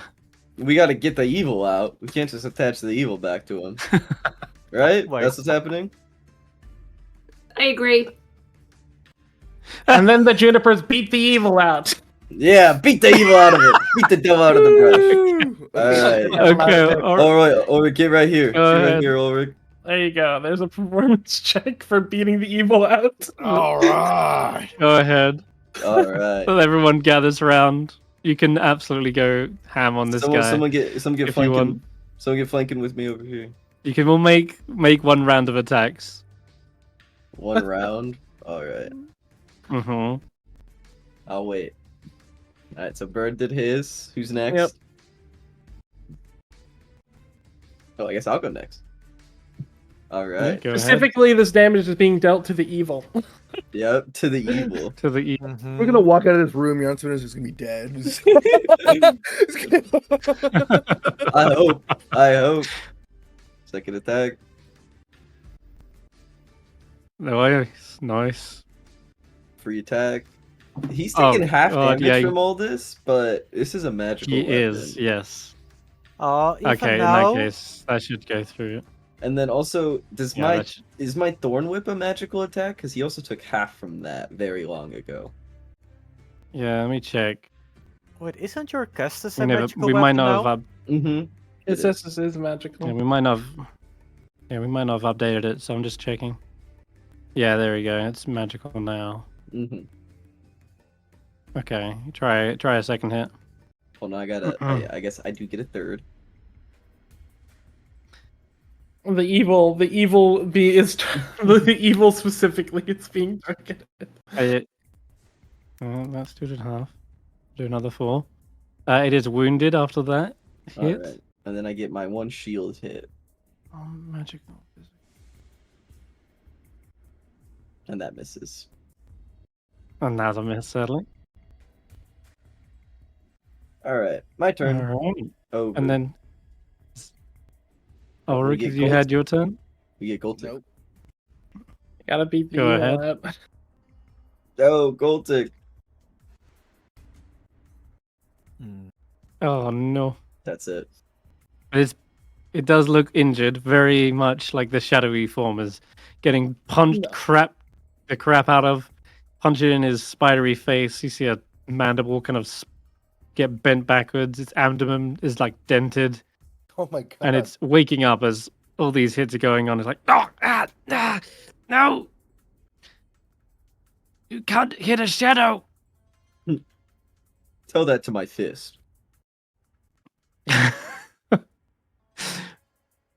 Go on, Ulric. You can take your I have swing. a one-liner and I can't say it. Fuck.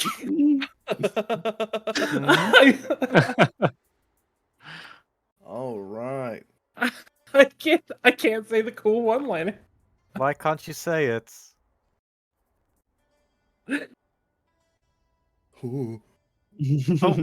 We're good. We're good. Yeah, we're Also a magical Okay. weapon, so Oh. should be 13. That's true as well. Yeah. Magical. I don't know why it's not doing the extra 4, and then hold on. What was the 13? Would be another 7. Bang. Ow. It is still barely alive. I mean, the evil is barely alive. Bring us home, Um, Notus. Well, if I don't, Clapperclaw might. Hell yeah. Right. Mm. Wow. No. Oh no. It's like you gave him the. Oh no. Wow. I jinxed it. I jinxed it. You did. You know. All right. Did you? Clever, clever. Pepper Club Have a brings hope. Oh Yeah. my god! Ooh, big hit. Double It's a threes. nice hit. You will be gone. Evil be gone! Evil become. Has anybody else got an attack? Oh man. Has anybody else got an attack? Uh, Garrett- Other than you would actually. you know what? I'll look at Another of you- Notus and Garrett. fire one of those attacks, and in response to the shadow, I'll say an alternative cool one-liner, which is, shadows have nothing when you have light on your side. The jump. Oh yeah. Mm-hmm. All right, because the light from the earlier thing. That's a max roll. Let's go. Okay, making that More that damage. earlier 19. 10 a hit. Yeah, 19. That's most definitely gonna. Would you believe it's on nothing? It's a like one hit away. Doesn't matter. Come on, Garreth. Anything at this Garreth, point would give hit a it and kill it. cookie. Give it a cookie, Garreth. Garreth, you wanna? You could have a cookie if you want. The evil itself is targeted. It's so hungry, Garreth. Please. Or even Jack No, at this rate. Okay, Jack, it is. no, I am gonna finish my stories. Oh, okay. You wanna be tied to our story as well? I can let it happen. In a What? quiet corner What? where shadows grow thin, lived Darkspinner, the spider with tales to spin. He wove stories so grand, with threads pure and bright. His web was a tapestry of joy and delight. But one fateful day, his inspiration did fade, and threads of his stories too heavy to braid. In the silence of loss, a darkness arose, a new spider emerged, with the eyes like a shadowed rose. Darkspinner, they called him, a thief of the mind. He stole every story, leaving none behind. He crept through the night, took memories and dreams, turning them to darkness like forgotten streams. One day, a group of friends, lost in the mist, found themselves trapped in twisty abyss. Their memories stolen, their stories erased. They wandered in silence, their joy replaced. But then a young boy, with a heart full of hope, wove his own stories, spun a magical rope. With threads of his thoughts and dreams made of light, he crafted a web to trap Darkspinner tight. Into his book, the dark spider was trapped, a story of light where darkness was snapped. The friends got their memories, each thread was restored, and Yarnspinner's spark began to soar once more. And so from that day forward, Yarnspinner spun stories anew, each brighter than the sun. And Darkspinner defeated could no longer creep, for stories are treasures we must vow to keep. Roll your d6 of hex damage, and if you didn't have it already. I know you've already got inspiration, but that was awesome. Three! Hey, there's the last. Here's the last damage. 3. Everyone. All right. 8-3! It's 8-3. The evil is thoroughly defeated. Most definitely. Darkspinner lays there, sort of twitching in defeat. And as you say, it's trapped. It feels like it's almost like its legs are pinned to the page of the book itself. And as you say that, the door opens up. Yarnspinner himself, pulling the whole shelf across. He gazes in and says, "What the? Oh goodness! What is that monster? Wait, it looks kind of like me." That's your shadow. I'll just like wordlessly start sewing with the thread I already had. Like just. Can I keep it? Is that keep it? You mean the spider or the book? What? This is my book. I want the spider or the shadow. Oh, I feel like he needs it. that's probably part of me, a darker side that tried to escape somehow. I remember that snipping sound. was like my own shadow was being severed from my form. Hmm. And now this explains it all. If you get it back, can you make sure it doesn't escape again? Of course. I'm not sure how it escaped in the first place. I certainly didn't write out any ideas like that. Bed and Notus, you want to help sew this thing back onto Junipers? It's completely defeated at this point. It cannot escape. You grab his little spider feet Alright. and sew it back on. Because if you look at spider feet, they Yeah. actually have little tiny like toe beans. They do. They extend out. If you like hover over this thing's art, you'll even see them. It's a little Little little beans. toes. Little beans, yeah. Oh yeah. Little beans. Why are people so terrified of spiders? They are so cute. I don't like the way that they walk, That's fair. like one leg at a time, like super slowly or super quickly. I can't. They do have a lot of moving parts. If they move slowly, then it's fine. If you know they're there and you No, can it's see just them, creepy. that's fine. I don't mind them if they're not too close to me or if they're not too big. But Yeah. I have to get rid of the spiders. yeah, we had a really big one in the past. If they are big I was and like, they no. get out of sight, then that's a problem. I said to her, "Don't look in the bath," and she's like, "Why? What's in the bath?" Big ass Oh. spider. Ah. There you go. Look, I gave Junipers back their shadow. Oh, It's yeah. really subtle. But it's there. All right. With that, with time and care, carefully stitching it back together with your magical needle, or did you use the mundane needle? Right? Do you have any magical thread out of interest? No, We don't? Okay. I don't think so. No, I mean, we could alright. write it into the story for We now. get the thread from Loomlurch? No, you didn't get it in there. Wasn't there a they skipped spool of Oh, that I gave to Deligran because it doesn't belong to us. okay. Okay, yeah, that one. That's fine. But you absolutely can write it into the story that you do. And even if you don't, Junipers is an archfey. They will happily Yeah. spin their own. Yep.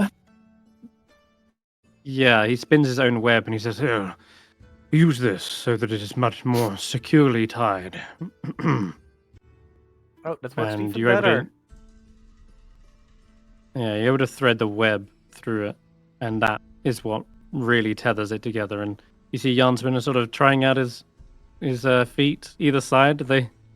It looks like they're firmly attached now, and they're not going to get up to any funny business. I do apologize for all this mess it's made. Also, Mr. Yardspinner, that nobody fellow, we suspect he might be part of that group, the League of Malevolence. Oh, it's not good. Wait, the one I wrote about? Mm-hmm. I stowed that book somewhere in here in the scriptorium.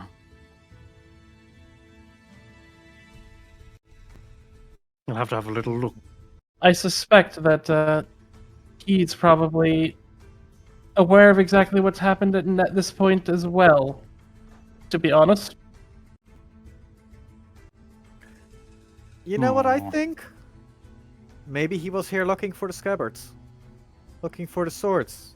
Didn't they need something to get into the castle?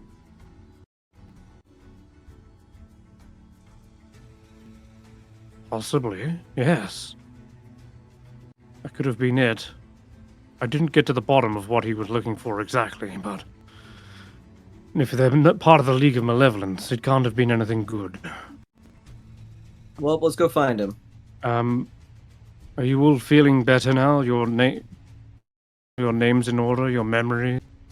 Yep. Vaike Iron Body. Good. That's good. me.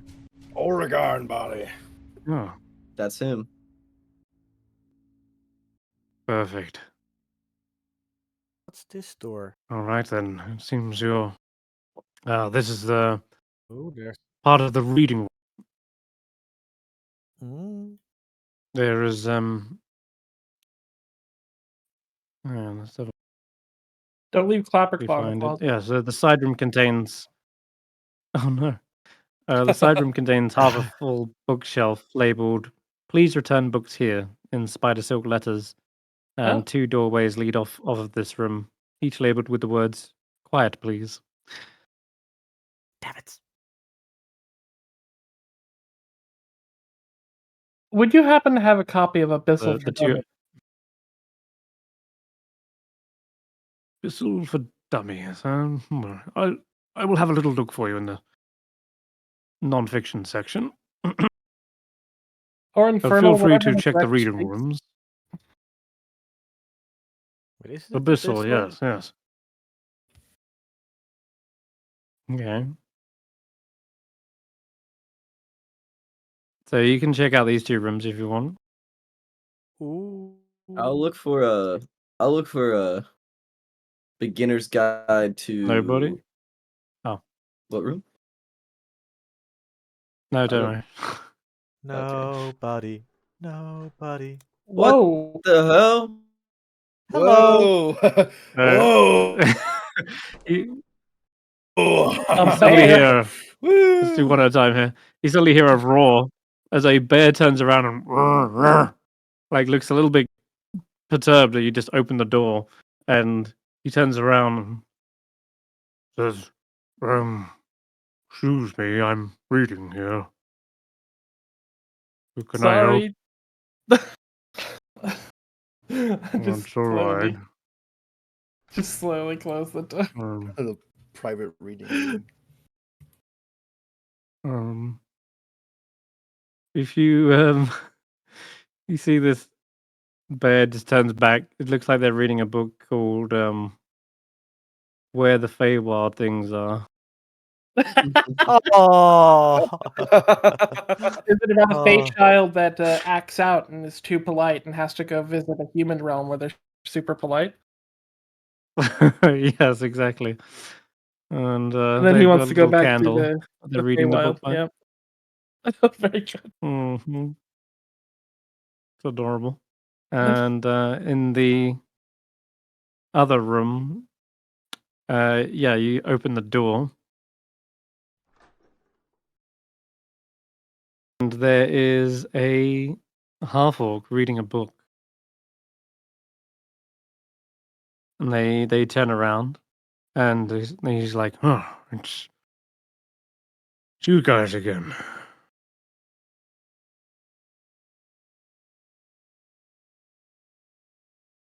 What's up, nobody? How's it going? Didn't realize nobody was here Doing using this good. room. Did you find what you were looking for? Yes, I believe I did. Does that mean we're And doing he this? shuts the book closed. He shuts the book closed, and you see on it definitely reads something called like the League of Malevolence. And he turns around and says, "Are we doing what?" I think the last time we met, we kind of got into a little bit of a fight, right? And if I recall, I think you weren't too good afterwards.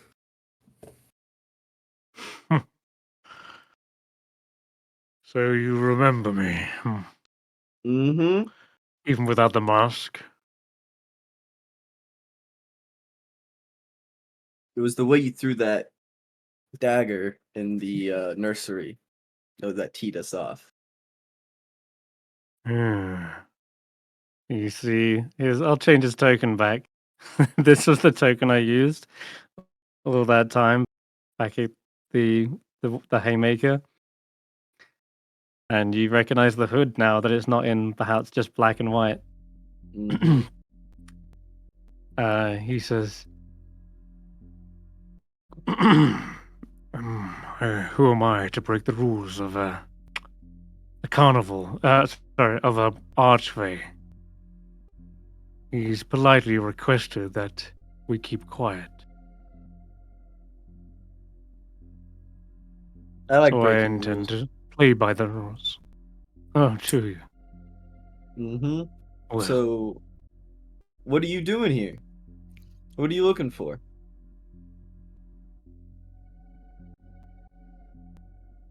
He smirks.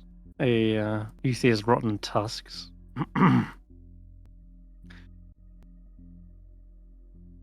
Well, if I told you that, you would then have reason to perhaps try and stop me. And you see he's going to pull something out of his cloak, but you realize he's not reaching for a knife.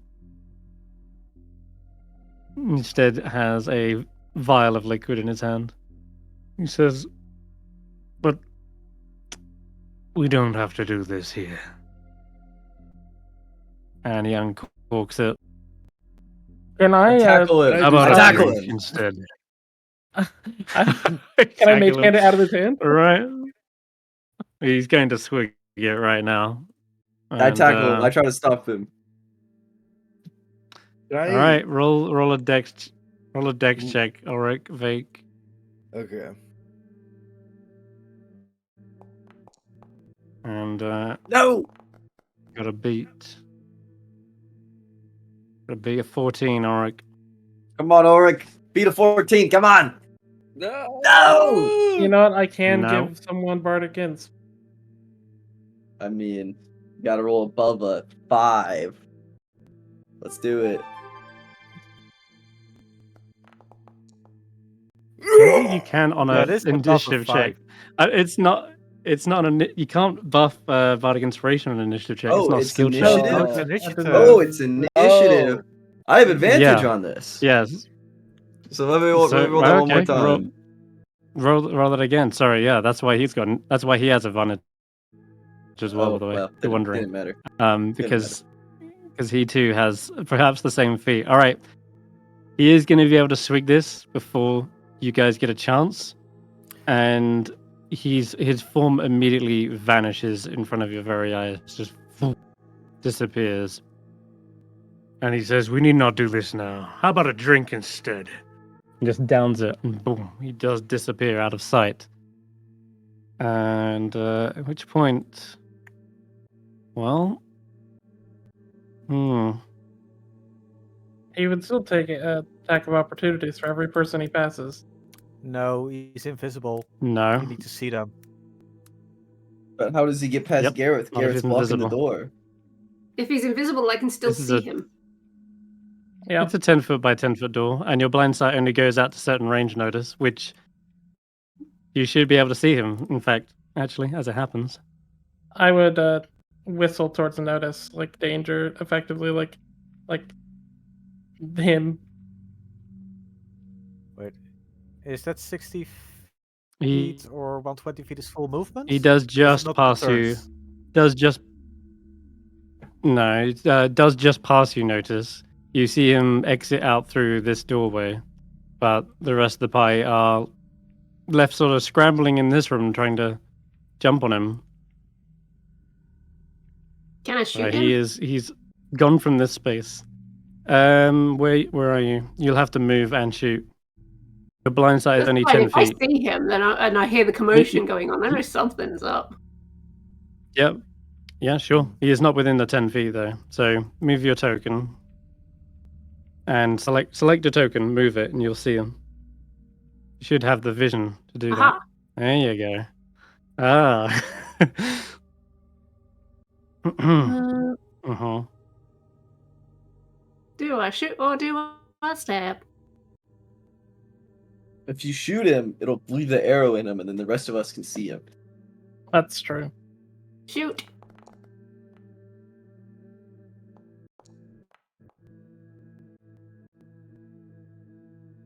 Yeah. Let me check something real quick. That does just hit. What am I gonna say? Yeah, no, that hits. So you do a bit of piercing damage to him. Shot in the back. You hear him go, ah! And everyone else can hear him like wince in pain, as he definitely sounds like he is outside this room now. And you look around, you see taking you guys Notus is are looking aiming for this their dude? crossbow. Do we want to Yes, roll into stop initiative? him. That'll be your go now. So you can all take a turn. Okay, so he's out here. But if Can he's we see going the arrow there, floating in the air? I'm gonna say no. Anything on his person is invisible. It's not just stuck What? there. Yep, same as if you were like picking something else. Where- Oh, anyway, it's a how bolt. far is It's not he? going to be like sticking out of him. I literally point to like the corner of the rug, and I'm like, he's literally there. Oh, there fairy you are. fire! Jesus.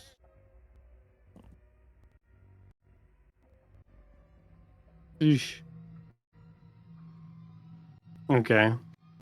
You definitely hear a yarn spinner turn around as well. He seems to be looking in this direction after he's found. Ah, here it is, a book on Abyssal for Dummies. And then he sees what's happening as you're attacking nobody. And he says, wait, stop. I cannot allow you to harm him here.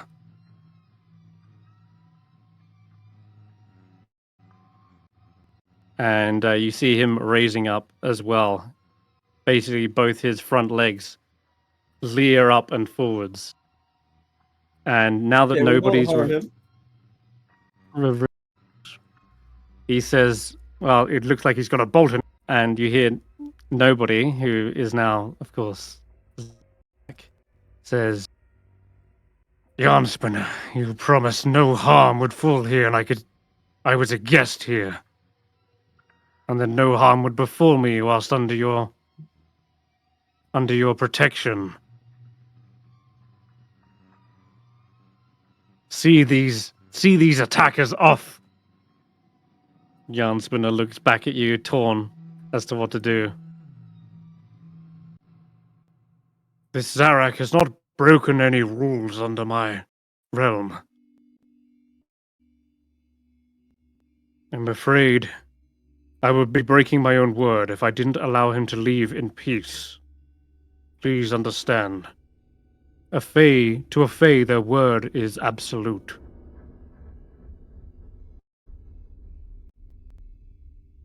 You heard the spider.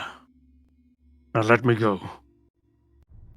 wasn't it no harm would befall you under his watch?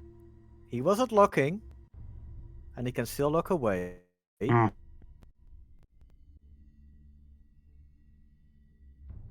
We can't allow you to leave Yarn Spinner kind of just now. tilts their head slightly.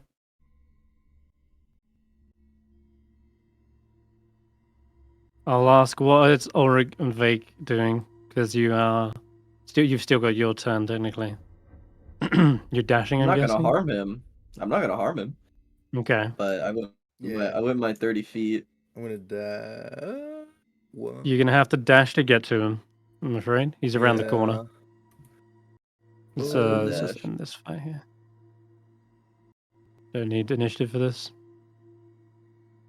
Yeah, I'll dash. Okay.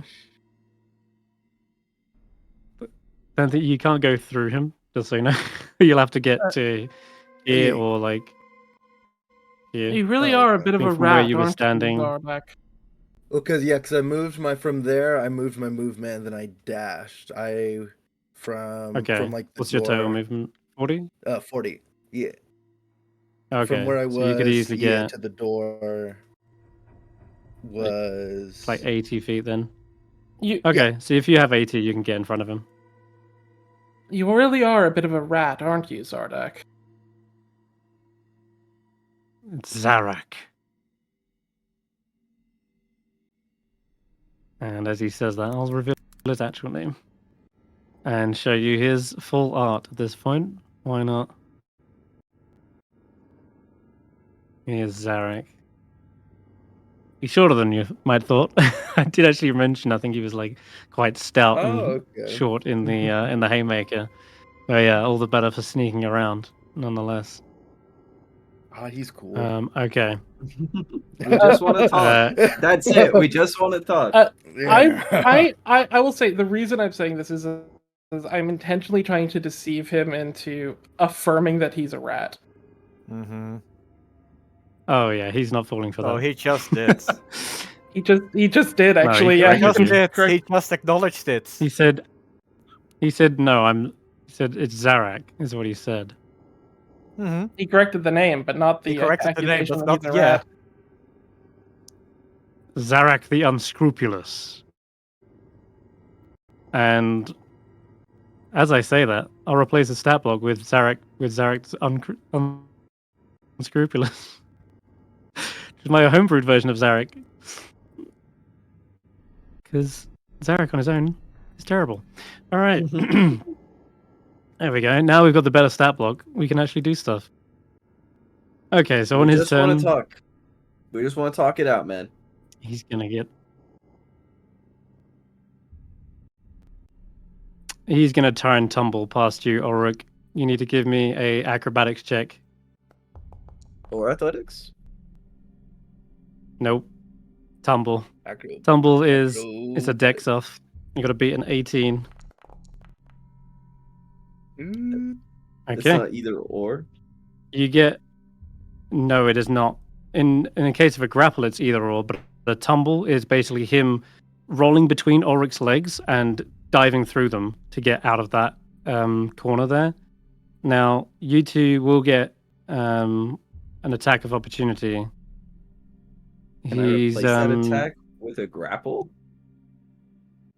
No, you can't do that. I'm afraid.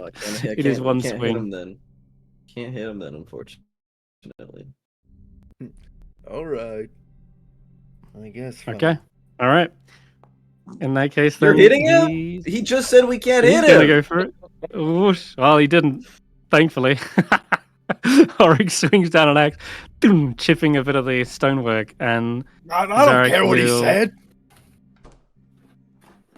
After that, says, "I've done nothing to harm you yet.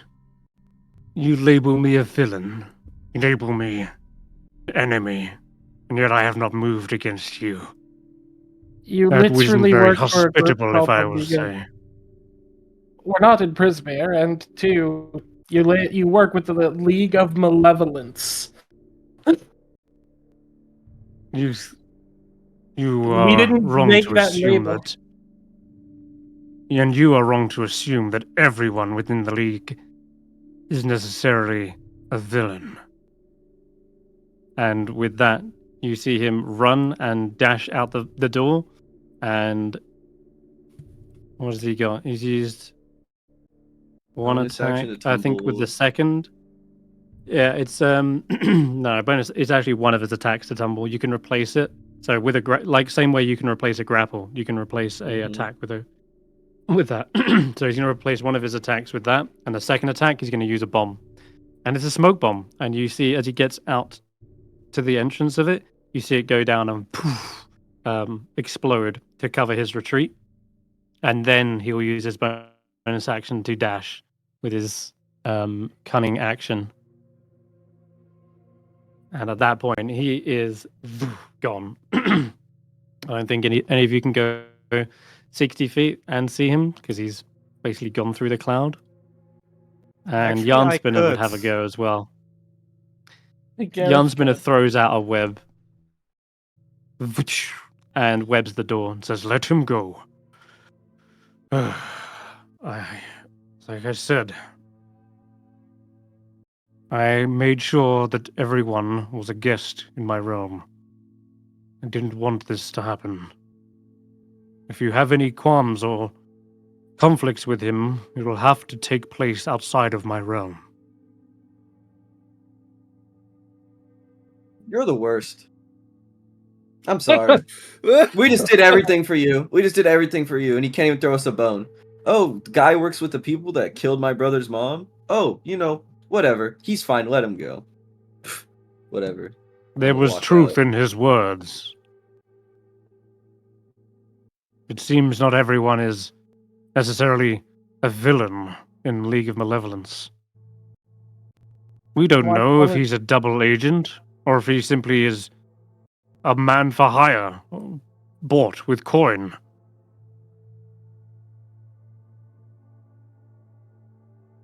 You don't know if they could even be bought. I don't think they care if they could be bought or not. It's the sheer association. You make a moral decision by choosing to then. work with people who do that. He owed me. And when we asked He owed for you his what? assistance, he owed me a favor.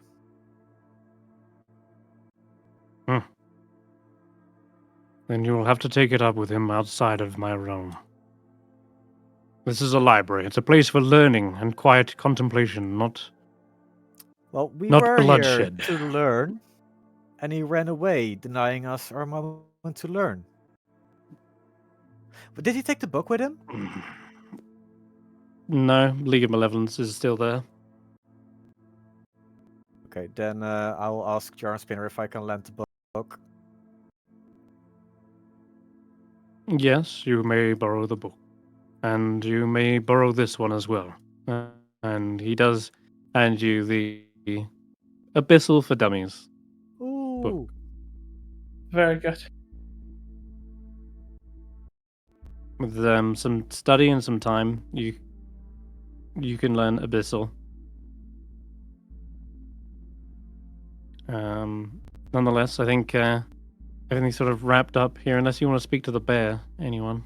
The I bear mean, was busy. We shouldn't disturb him too much. Oh, okay. I will go. We did get back your typesets. I believe that we'll use them to send a message to Wendy here, because if he set down paper, it would have just been eaten. Very, very good. Well,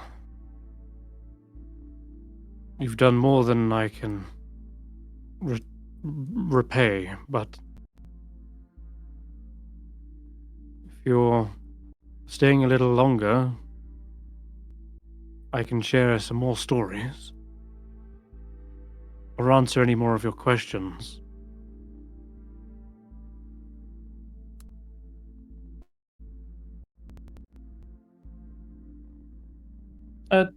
Does Wendy have more memories now that we've dealt with Darkspinner? You're going to need to find the book known as The Boy Who Refused to Grow Up. Yeah, I think the damage to Wendy and Kono is because the book is destroyed. Ved will pull out the we'll open the portal, the portable hole, and he will start pulling out pages and go, this might have some pieces of the story left. It's a lot of discarded things, but Will and Red and Wendy deserve at least the ability to choose what they want. I thought I had lost this. I couldn't figure out a good ending to this Modron story. But now, with the writer's block gone, I might be able to finish it. Excellent. You shouldn't. I appreciate you returning these. You shouldn't throw out ideas. It's only a good way to get yourself stuck. Instead, keep them. They may become useful later.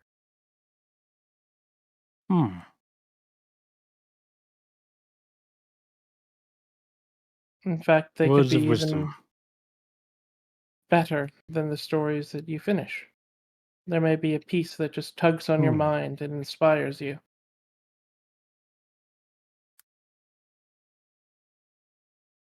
You know what? You're right. I'm not going to be discarding any more ideas. I will stow them away for a rainy day. Maybe, just maybe, I'll be able to use them in something else.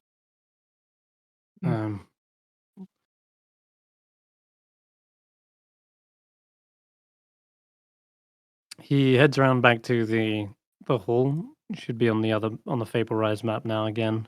And some of the guards are looking off into the distance. It sounds like they were looking in the direction where Zarek went, but he is clearly nowhere to be seen anymore. And, well, some of you may not be in the mood to talk to Junipers, but he is, as he says, an open book if you wish to ask him about anything.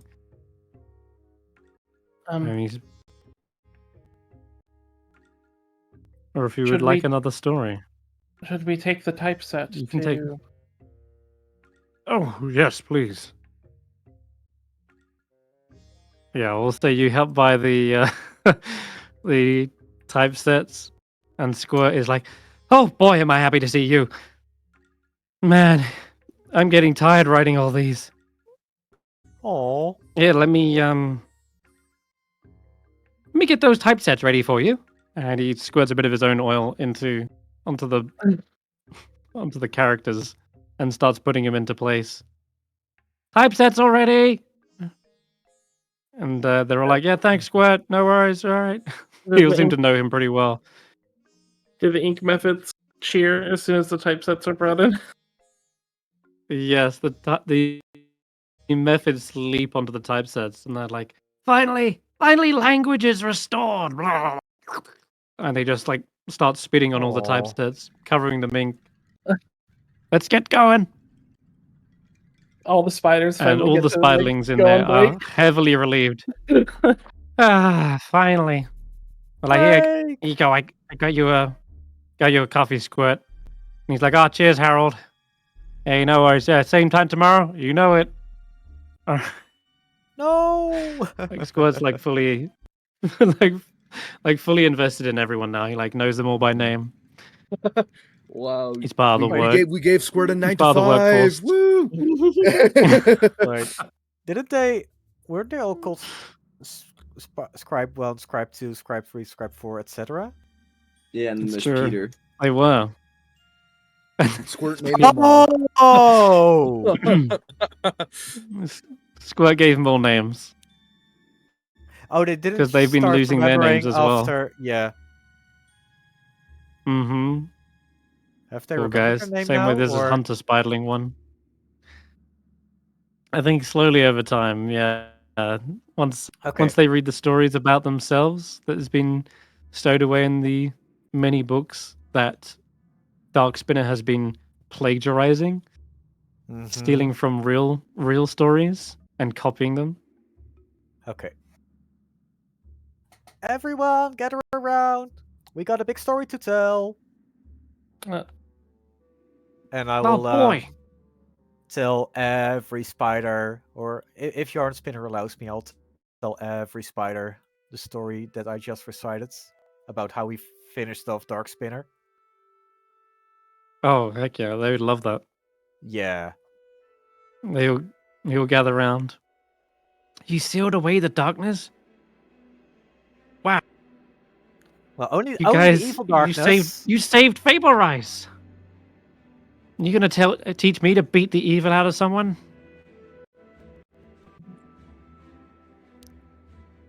Aw. Oh, that's fake stuff. Ah, okay. Vaike's the hero. Is that the brooding one standing by the hole? I mean, yeah, heroes brood whenever they're upset about something. Okay.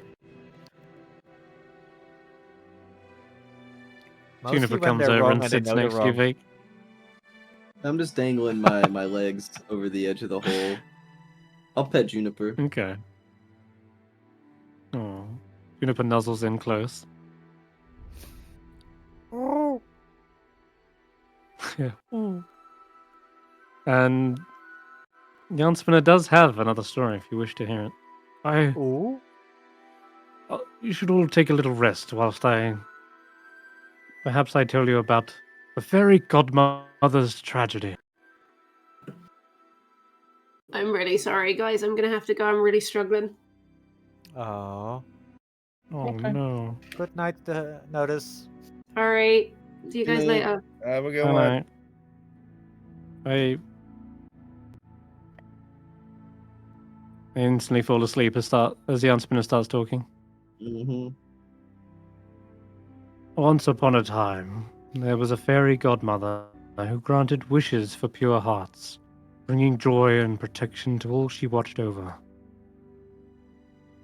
She lived in a magical castle, enchanted with fairy light, at the end of the world. But for however good her deeds, and however gracious her gifts, she still had enemies.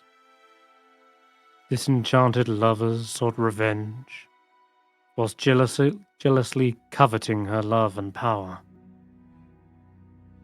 And so the fairy godmother's only choice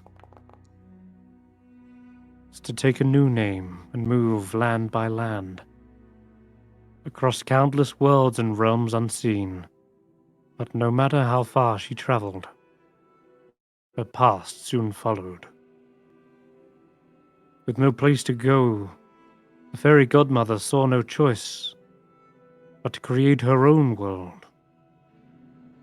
She filled her domain with all the love and joy she imagined herself to be. But no one is just one thing. And the darkness she denied inside her bred betrayal within her very home.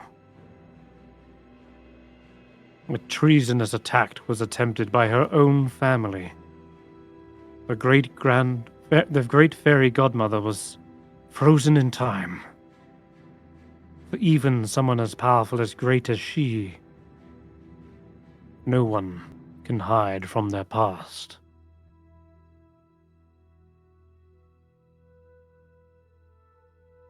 Except for I me. thought this was a fitting. I thought this a fitting story, since it seems it is important to remember one cannot deny their own shadow. Dark thoughts come to all of us. It's important that we learn to let them pass instead of trying to throw them away. For who knows where they would end up festering and turning against us. It's important to acknowledge them, face them, come to terms with them, or else they will fester.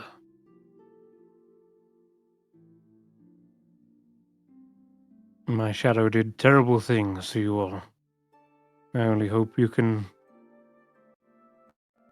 forgive it on my behalf. It's an extension of myself. My own thoughts about trapping people here and using them for inspiration, such that I could write the best stories. I never thought they would become a reality. It was just a passing thought I mused over. After all, I have the power. As a giant spider, you fell into my web. I could have trapped you here if I wanted to, but that's not what I choose to be. It's not what I Haha, choose to funny do. joke. What? You can't hold me. Apparently not. Some of you seem to be it's very special and unique in a way that avoided that outcome. And thank goodness, or otherwise I think without Garreth's story, Darkspinner would still be running amok.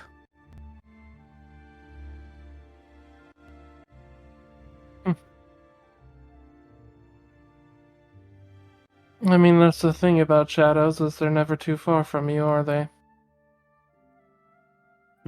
Indeed. If you can't see them, then that's becoming an issue.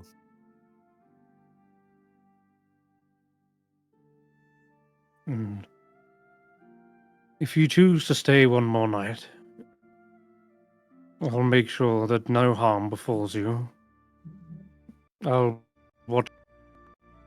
In the morning, I will have something especially for you, Garreth, because Hmm? you seem to be one who took the initiative here and managed to rewrite your friends' futures and stories. I have a story for you. Several, in fact, if you wish to take them on your journey. Ooh. Share them with the world if you wish.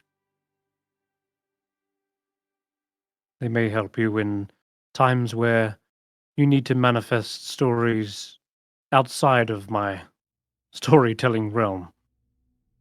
I'll imbue them with a little bit of my own magic.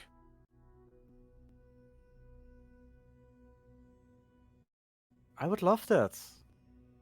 I'd appreciate that. Perfect. I will get writing right away then. And he pulls back a little curtain of web and puts down that page about the Modron on the table and starts using some web to stitch it into a new, fresh book. Well, the And Archman begins is writing. addressing Garreth. Baird is going to sneak over to Vaike.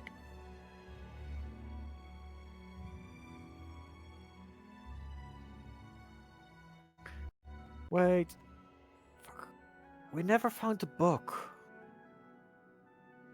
We never found Will's book. Which one? The boy He refuses says- to get lit up, grow up. Will's book? Well, that's right here. I still have it. Oh, you have it. Okay. I did not throw that one away, no. I thought Will threw Wendy's it away. like, no, he tore pages out of it. He tore the ending out and threw those pages down there. I will say They were seemingly destroyed. the two individuals who were like injured down there, we did pull them out as a note, so they're probably in some of these Okay. tents. We didn't just leave He them down says- there. But Okay. So if you tell him about those yeah, and bring them round, he says, no! My poor characters, what has happened to you? This isn't right at all. I will need to repair them. Here. He lays Kono down in front and begins pulling out the book. And I have it actually. Little picture of it. Let me just find it. Here it is. Hope this works. Mm-hmm. On the book though, you can see the damages that has been done to it. It looks as though there is holes gouged out of it, and there's little tunnels that have been bored through, like a leaf that a caterpillar has been feeding on. It looks very much like that. And so, like, certain lines are missing, certain descriptions of characters.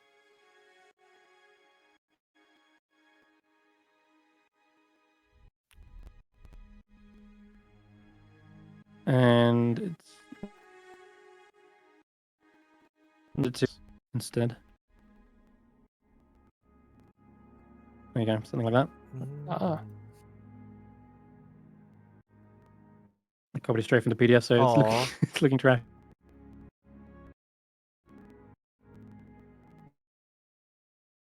does like a dead, like a dead Snippet like instead. bookworm.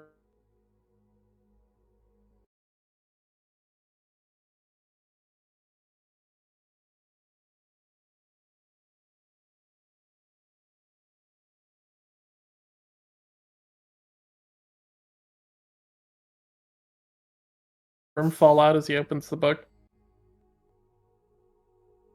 It's a little tiny dead, and yeah, he like shakes them free. And he's like, "Oh, these must be the worms you dealt with. Well done. They don't look so fearsome now." Oh. Makes me think, could I have just squished them here to begin with? No, that wouldn't have told a good story. Yeah, anyways. He starts I'll tell you afterwards. There's something hilarious in the PDF. But yeah, you can see he starts to knit. He starts to repair the pages either by rewriting them and slotting them back in. It's a long process, but with the typesets now, he doesn't have to like scribe them as slowly. And as he's repairing the pages over time, you see Kono's limbs beginning to reappear. His head as well, mainly. The other one as well, And whoever it was. yeah, he was another one of the tribesmen. Part of the part of the tribe that. Yeah. Oh. You're Here we being go. cut out. Found it. Yes. Oh. Because I was reloading. Uh. There you go. You can see it now. Starts like this. All children except one grow up. Wendy knew this to be true, but when she met the free-spirited Will of the Feywild, she was whisked away to a magical land. In the something field with the new something childhood adventures. Never-ending childhood adventures. That's right. Never ending has been scribbled out, such that perhaps Wendy and, or rather, eaten out. But either way, it looks like Wendy and Will, he intended for them to live out that childhood story forever. And as he flicks back to the back of the page, yeah, it does look like he's ripped out the part where, you know, the adventure sort of ends for Will and Wendy, where Wendy goes home. And as Wendy's reading it, she's like, oh, I see why Will wanted to end this story before it got to the sad part. He said something about an idea rewriting the story. Yeah. That's the gist. Should we? The story never ends at Should we the do end. that? It never does. We should It's get only Red the and book. Will, and you guys should all be able to figure out what you need to do together. Whether Red needs his own story or you and Will need alright. to. You guys will need to decide. It's not just one person's choice. It's yours too. And that's that's the hard thing is sometimes it's not always an easy decision.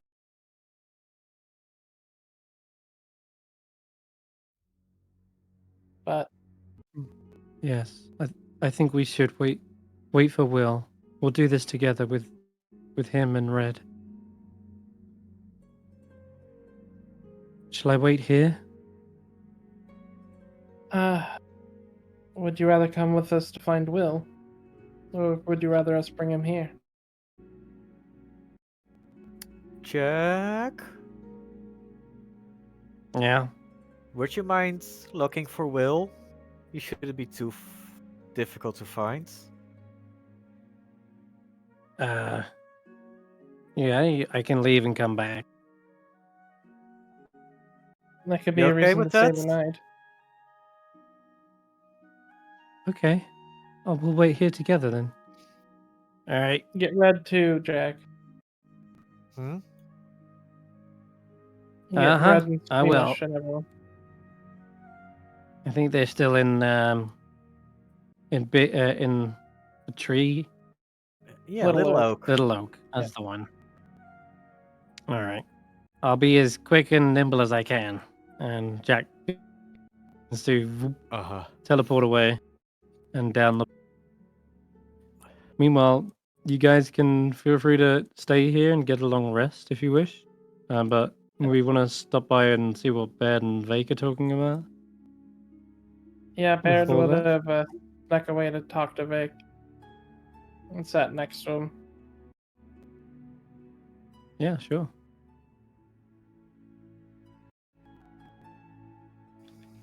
Hey, Vaike. How's it going? You don't have to act like you're okay with this. Oh, I thought I made myself pretty clear back there.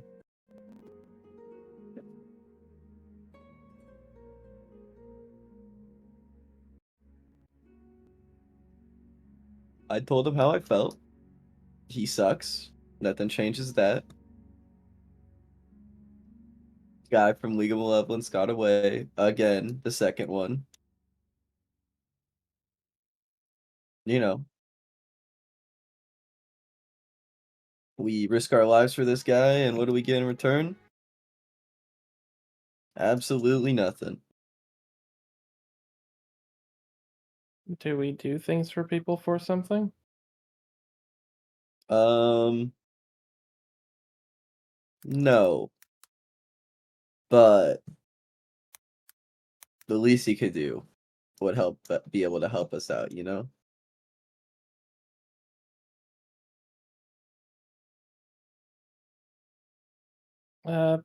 Sort of like motioning towards himself slightly. Baird will like looking into this hole. Go. I mean, it's not very often that I get anything in return at all. Sure, we all gotten stuff in return for everything we've done. But all Yarnspinner had to do was look the other way, and we would have been beating that guy up, taking down League of Malevolence, figuring out where Warduke is, what's going on with Zybilna. All those questions could have been answered.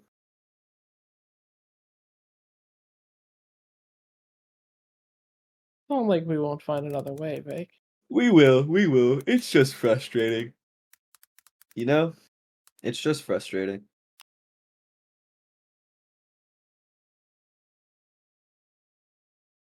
I mean, it is frustrating to be bound by rules you can't break. Rules are meant to be broken, and I stand by that.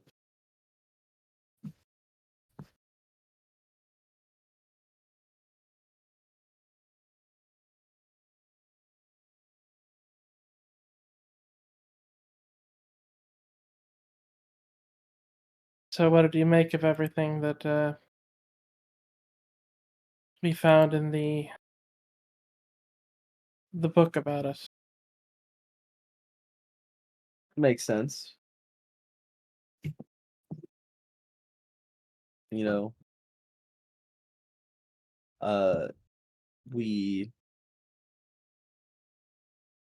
you've been there the whole time, even though it feels like you haven't. That's just what the curses do. You see that, like, on his lap, he has, like, the scabbard. He's kind of just, like, staring at it.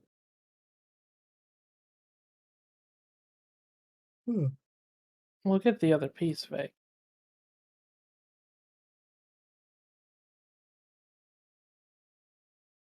I hope so. I really do. Starting to feel like everywhere we go, more problems happen, and we're not really doing anything. I'm not getting anything to show for it.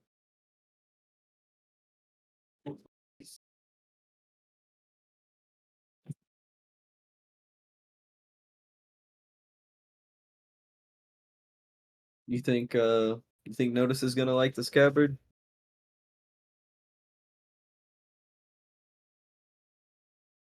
I think she would.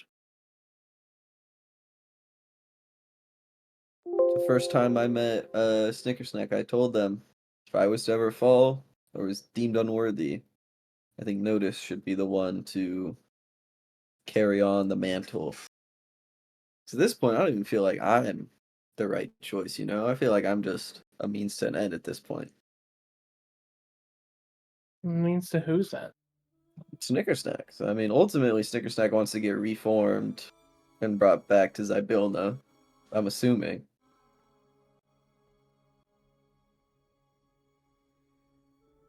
So I feel like I'm just a means to an end.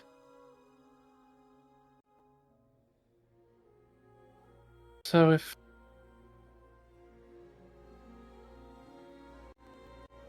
someone needs your help and you're the only one who can, you feel like they're using you. No, not necessarily using me. I just don't feel like anyone's first choice, you know? And I'm fine with that.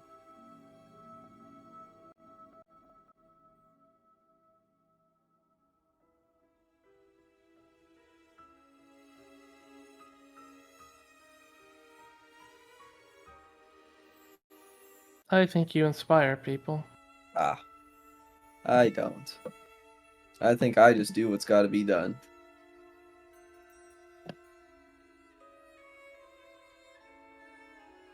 Baird sort of pulls his legs up so that he's kind of like sitting in a fetal position as he sort of holds out a like a piece of straw or something as he goes,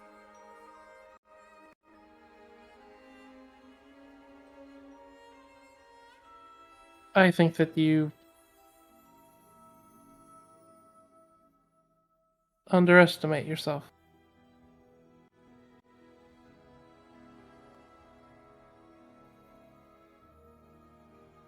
Imagine what it must have been like. A normal boy from Castor selected by Strongheart.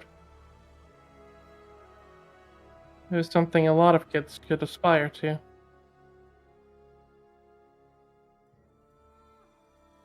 Yeah, then look what that bully did. It lost the most beautiful sword to ever exist on the material plane. Got it shattered, tortured for 8 years, which unknowingly let the Hourglass Coven take control. Their final linchpin, the key. Oh yeah, that's a hero right there.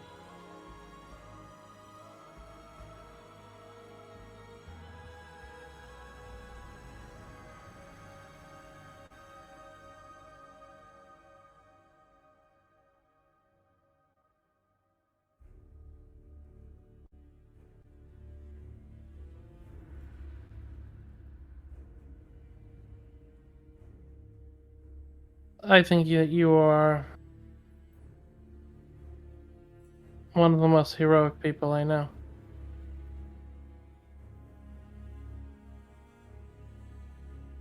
I wish everyone would just stop calling me a hero. Ever since I was a kid, all I would hear is hero this, hero that. He's gonna be a great hero. He's the hero Strongheart's next pupil.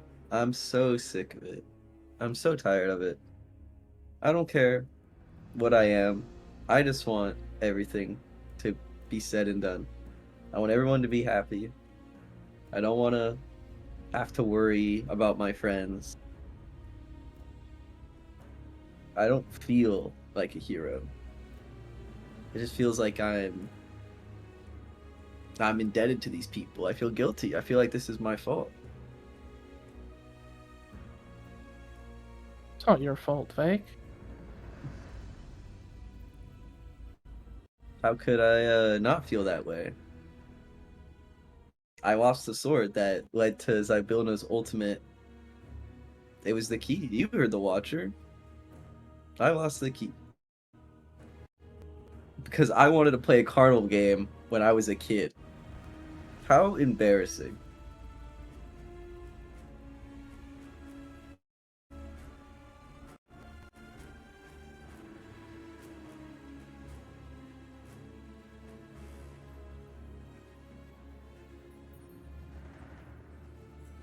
You didn't know.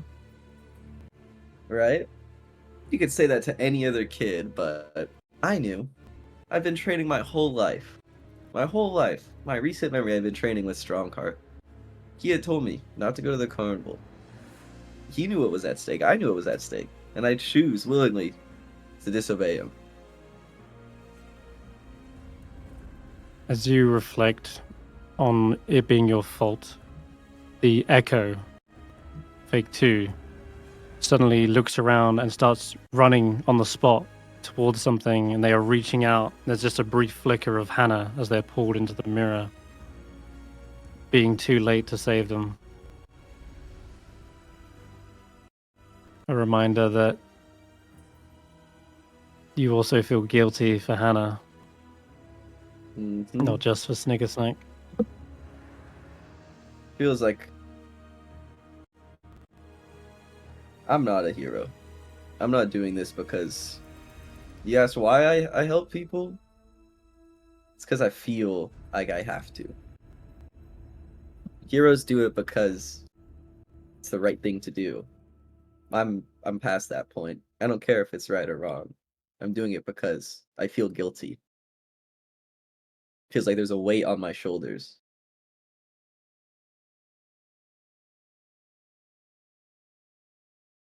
Guilty men are not heroes.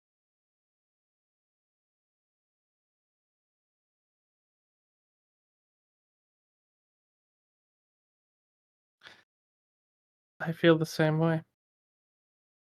What did you do? You lost your name.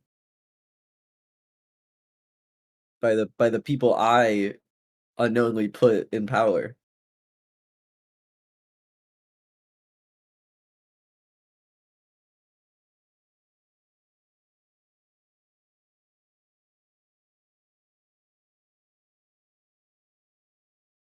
I mean, you see how I could talk to people. I wasn't much different when I was younger.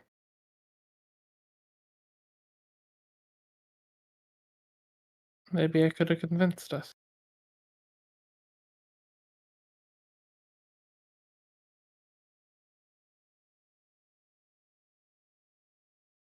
I mean, Garreth could have convinced us not to go. Ulric, any of us could have convinced us not to go. We all made that decision together to go. I don't feel like you're at fault for that.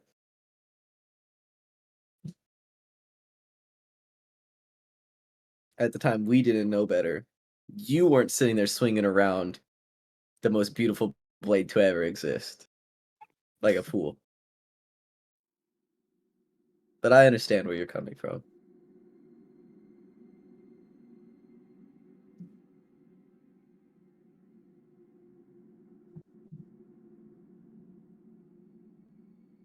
I don't know. I could have used the curse to make you guys all rich. Could have used it for something. Curse. I mean, I suppose could have done some evil with it, but Juniper shoots you both a look as I you're don't. suggesting this idea. Yeah, I don't. I don't think. Little angry eyebrows. I think we're all. I think everyone here's a victim of the curse besides me. Again, I see you guys all as heroes. You guys all set out to relieve your own curses. And now you're helping everybody else with theirs. I set out to relieve my own curse, and then I figured out that I was the guy that kind of helped all this come to fruition, so I feel like I have to. But you guys are doing this out of the goodness of your heart. I'm not And to doing be this out of the honest, goodness of my heart, Vaike. oh, you're not helping these people because of the goodness of your heart?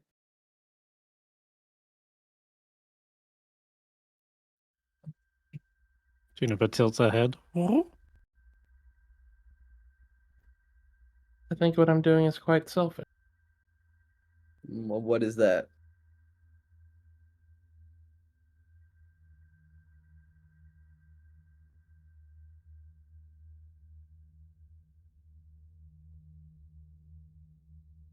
As you said, I might see you all as my friends, but in a way, I'm just using a bunch of strangers as means to an end. Oh, we're not strangers. We would have just read a book that proved that we're not strangers.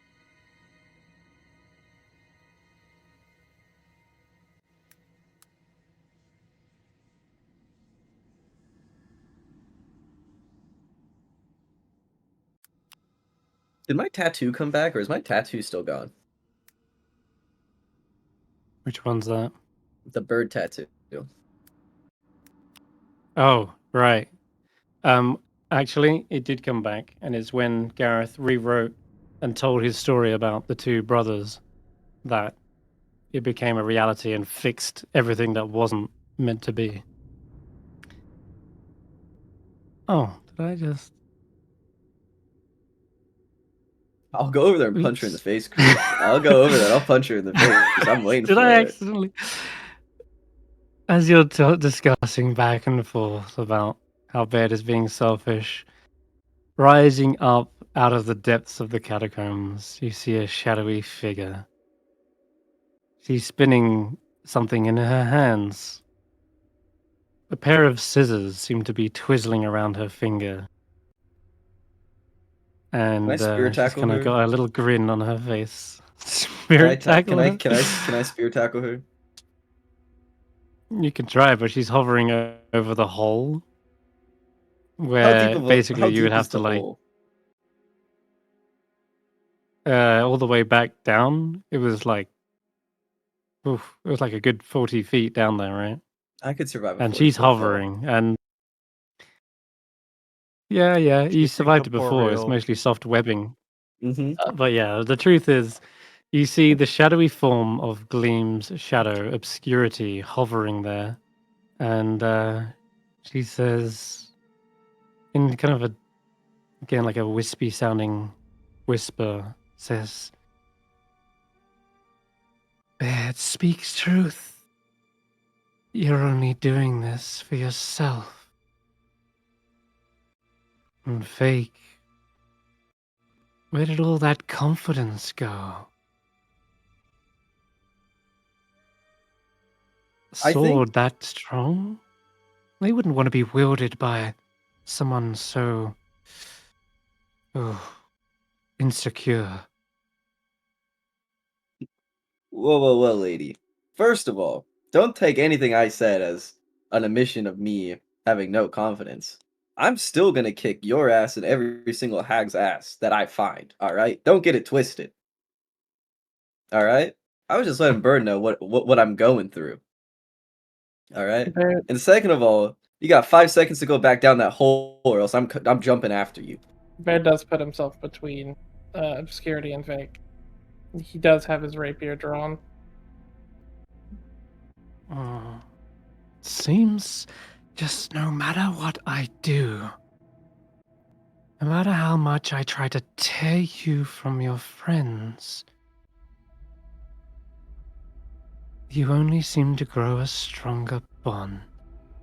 There's nothing I can do to cut them. And with the scissors, she snips violently in the air.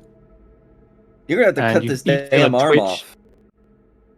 off. You each feel like a slight twitch and a twinge at the back of your neck when she does that, and you actually see your both your shadows next to you kind of they flutter for a moment. Vaike, stand back. Mm-mm. Hey, Mm-mm. excuse me, can you leave? We're busy.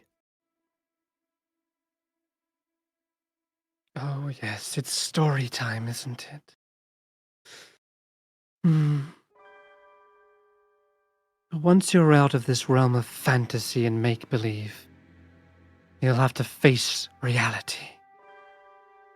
A realm where the cold hard truth cannot be changed. And that is that you are all cursed. That jump and curse punch her. will only grow stronger. You can try, but you might fall down the hole. Give me an I athletics got- check. I got a plan. Okay, go ahead.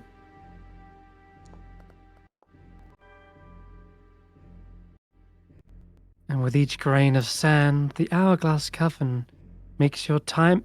And then you just leap out as she's saying this. What? You go to punch her. There is a semi-incorporeal form, certainly, though with a magical fist wrapped in Snicker Snack. It does make an impact. You see her kind of face get clocked, and she kind of gets pushed away slightly. Vaike, you will. Oh, okay. He's got the moves.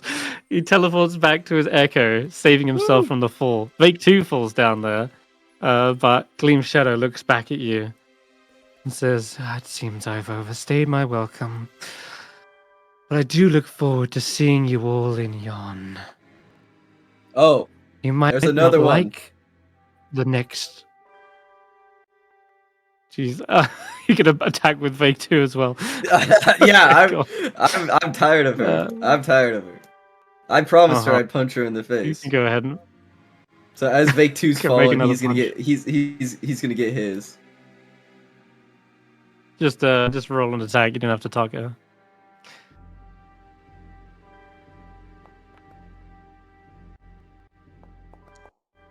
That one would also hit. Yeah, she's not really defending herself at this point. 9 damage? Okay. So, as she's saying her last thoughts, she says, what was it? "I look forward to seeing you in yon. There. You might not like the next chapter of Prisma's future." And as soon as you punch, you see her form burst into shadow and dissipate, along with the scissors that she was twizzling around her hand. And hopefully have a image of these, just so you can see exactly what's going on. Yeah, I do. Sweet. Here you go. You see these pair. There's almost like a little bit of twinkling starlight on one of the blades. Did she? And what's the other one drop is kind of like this. scissors? No, she dissipated with alongside them. Mm-hmm.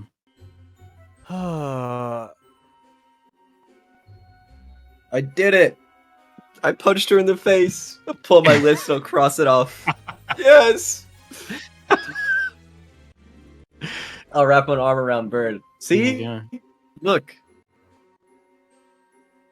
We're making progress, huh? Look at me. All I had to do was punch someone in the face and I'm in a better mood. Look at us. Baird's still got the rapier drawn, and Baird's eyes are wide, and they're still they're still on edge. They're looking at every shadow, every. Look, Bird. Look, we're fine. She's gone. Punched her in the face. Look, you heard her. She keeps trying to set us back, and somehow we keep getting stronger. So, I wouldn't worry about it. And you're not selfish. Don't listen to her. I think you do very selfless things for your predicament.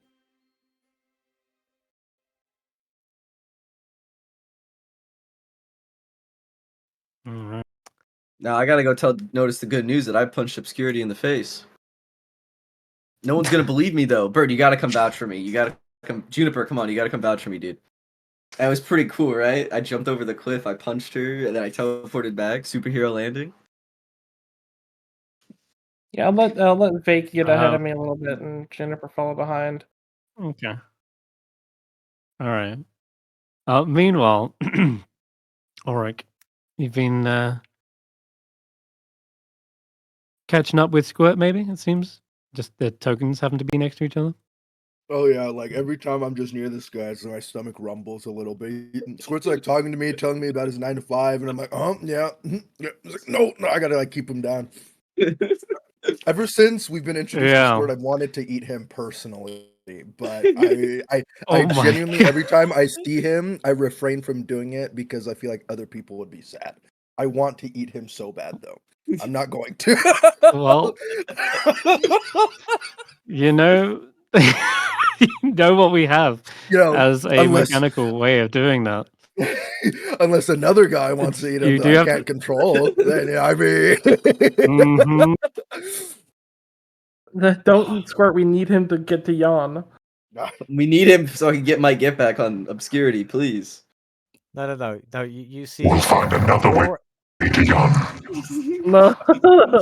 if Ulric eats Squirt, he will become the compass to yawn. Whoa, wait, that's... I'm not gonna... Oh, I might, but I don't know. I'm not gonna do that. But it's so delicious, the fresh iron. It'll do good for your bones. Oh, it's so true though. It's in my name. Ooh. Oh, ooh. And the essential oils are ripe with omega-5 fatty acids. Oh, that's good for the skin. Oh, and oh my god, the things it would do to my hair too. Oh, hey, Squirt, you like your job? Devour. Oh, Squirt, so it's good. Like, yeah, and then we can go to Yon, and you're gonna see the places. There's mountain ranges for days, and there's the theater. You're gonna love the theater. And well, I need to roll a charisma saving throw.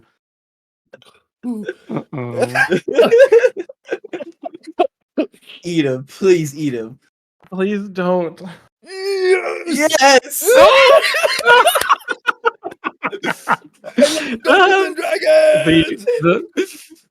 The symbiote takes over. You feel your mind being lurched forward, and with that, your whole head, because you want to numb this thing up. Ulric, why are you looking at me like that? Are you just excited about the story? Is that why you're leaning on the edge of your seat? Like you lean off the stump, and then Ulric, you're starting to scare me now.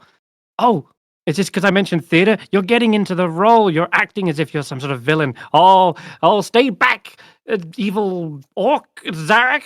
I will defeat you. And he squirts towards you, and he gets make me an attack on Squirt. This is going to be with your. Does Goldtick see this going on? Goldtick. Okay. Yeah, they're nearby. Yeah. So is Notus and Clavicle. Notus is enjoying it. Or... it'll be like your strength plus proficiency. I'll use. I think you're proficient in biting people at this point. I feel like I should be. I could also just use my horns, I guess. Yeah, horns it is. Horns. Okay. I use Goldtick's defender option to give Ulric disadvantage on this attack. Oh. Oh, okay. Yeah, roll that again then. As Goldtick sees this happening. Hold it right there, Ulric. Oh no. It's still a hit. You have... Oh my god. You have Squirt grappled in your jaws. And Squirt is like, He pulls out his like little spout. And Glottic's like trying to hold on to it. And it's like a tug-of-war between the two of you now. All you need to do is swallow this thing, and that's probably what your symbiote is saying. When does Vaike get to come in? When does Vaike get to come in? No chewing this time. No chewing, just swallow this thing whole. Quickly. Vaike is having a conversation with Baird outside. This is happening. Oh no! Whilst you guys are talking. Vaike got to. What is Goldtick got to roll? What is he got to roll? Contested athletics? He's gonna need a strength, isn't he? Athletics. Yeah, contested athletics. Come on, Goldtick. Oh, come on. Yes. 21 for Goldtick. Can I rage? Hey! Yeah. No! Me and the symbiote, we are Oh, one. The symbiote is trying to guzzle this thing down.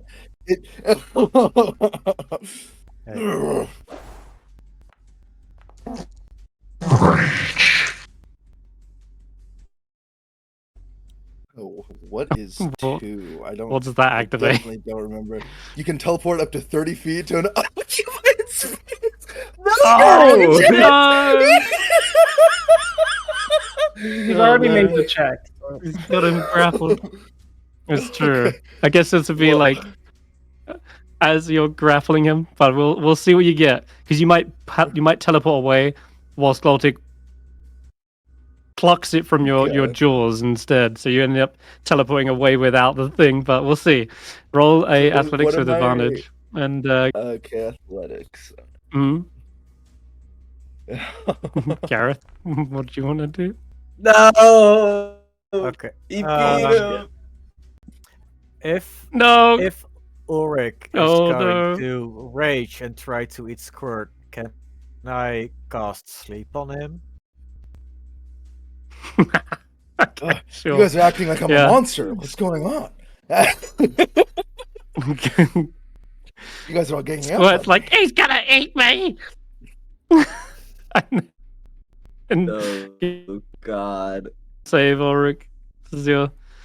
Honestly, Oh no. honestly, I Yeah, can that's gonna be totally see a Vaike tall running. order to save.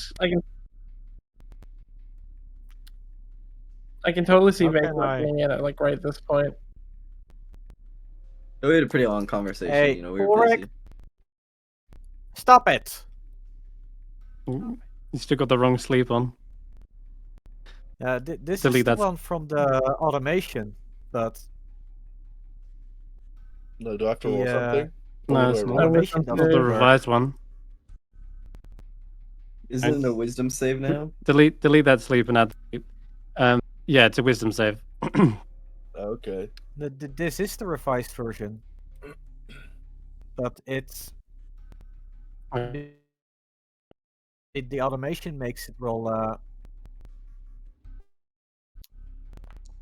blah.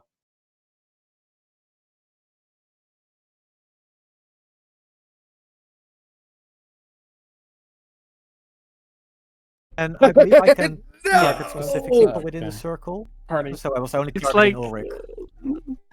Oh, damn you, Damn, Ulric, pesters. You win the grapple and you are able to teleport away, but as you appear, you suddenly feel a drowsy magical effect washing over you. Much like the story was trying to tell everyone to fall asleep, it seems Garreth has mastered this magic of story and quickly scribbles into his book, and then Ulric fell asleep and Squirt jumped out of his mouth free. It rolls away. As he dashes away, he probably squirts oil into your mouth to have you spit him out, but Just Well, drinks the it. first round you're incapacitated. You're not asleep yet. You need to fail second one. I need to fail 2. Yeah. Get back here. Tasty treat. Well, Now you're fully asleep. Would the ooze also be targeted? damn it. All right. I mean, Yes. if the ooze is assimilated with me, I feel like the ooze would also just be asleep. Yeah. I think it did fail and save anyway. It's like, no. It just sort of turns into a puddle and then slowly drains back into your nostrils. Damn. That was a close call. That was not a prank. Ulric really tried to eat me. Look, I've got teeth marks in me. No, that's a dent. That's your mouth. Mm. Sorry Well, it was for terrifying all the same. For You the gotta get your boy under control. temporary What's taking over here? interruption. He's just hungry. We're gonna get some food for him in a bit. Well, Eat metal. Eat all metal. eat all metal. Okay. Have we got any metal? Have we got anything besides me, that is? Oh, what about the nursery of new ideas? I'm sure there was some scrap in there.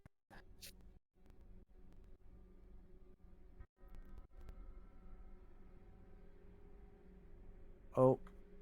Oh, that's why it went wrong. Wisdom against spellcasting. It's quite heavy scrap, though. I'm gonna need someone strong to... Hey, Ulric, give me a hand with this. Oh, wait, no, never mind. Hey, Gloltic. Let's go... Go diving. Ulric Let's wakes go up. dumpster diving. Yeah. I'm gonna say that Gloltic and your boy Squirt tries to go and find some scrap pieces of just ideas, like whatever's in there that's metal. That'll hopefully keep Ulric sated for a while. And after a minute, when you wake up, you find lots of cutlery.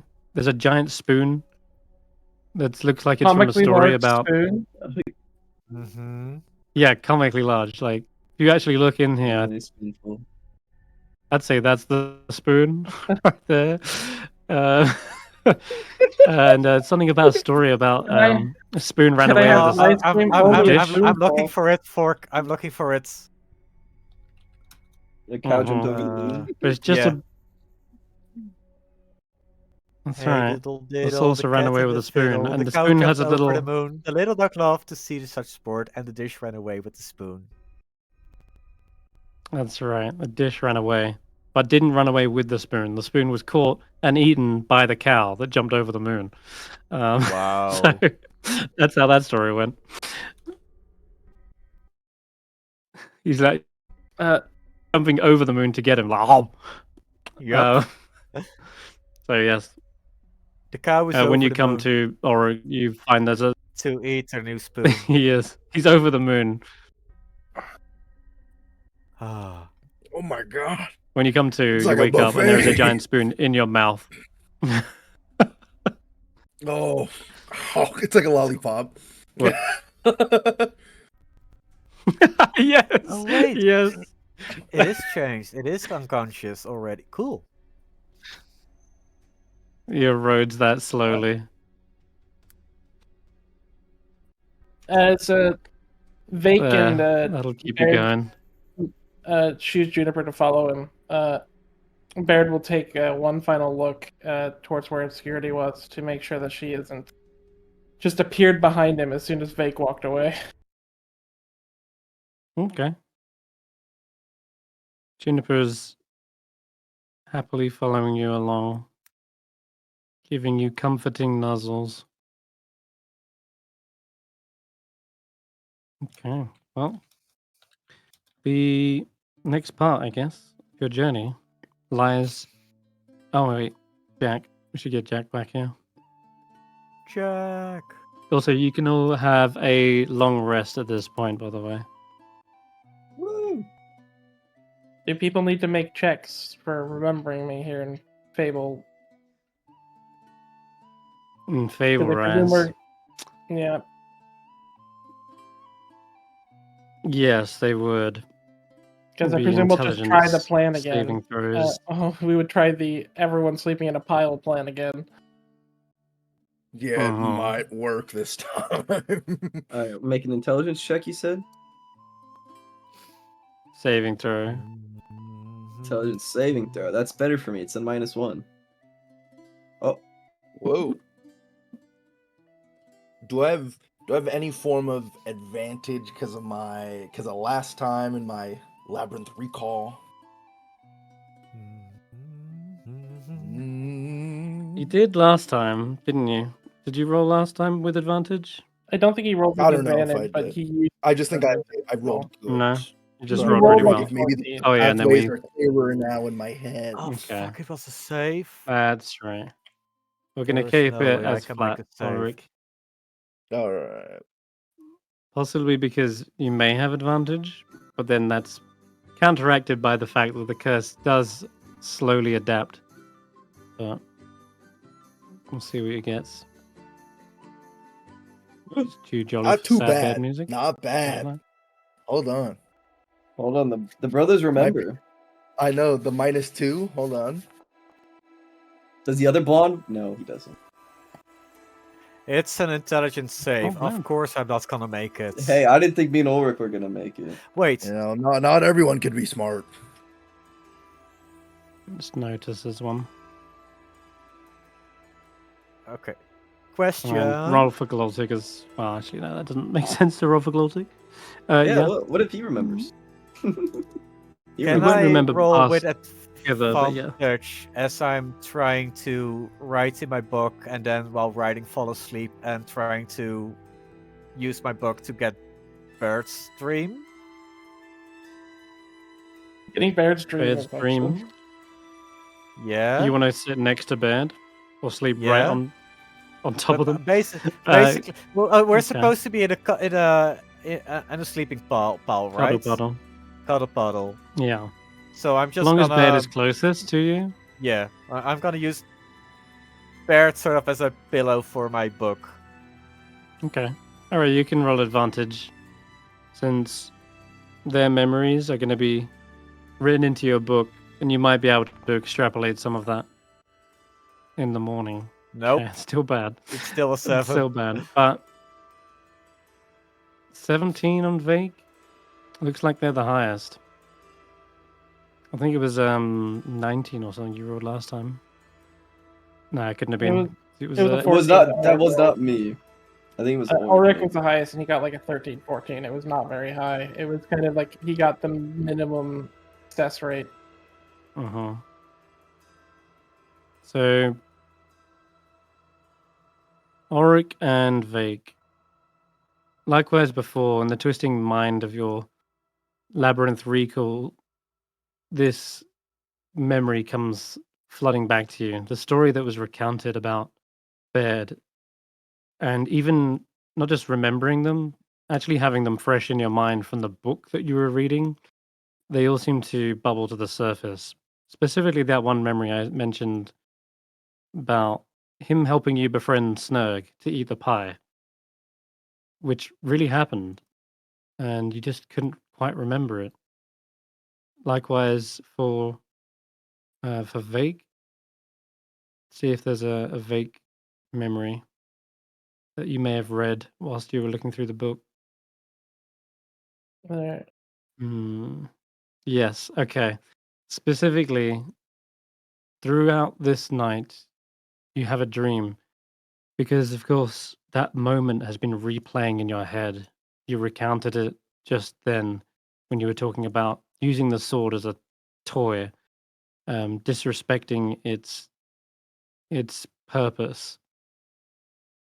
That dream is so vivid. The very moment it was stolen, it was snatched up by April, and she sprinted off into the distance.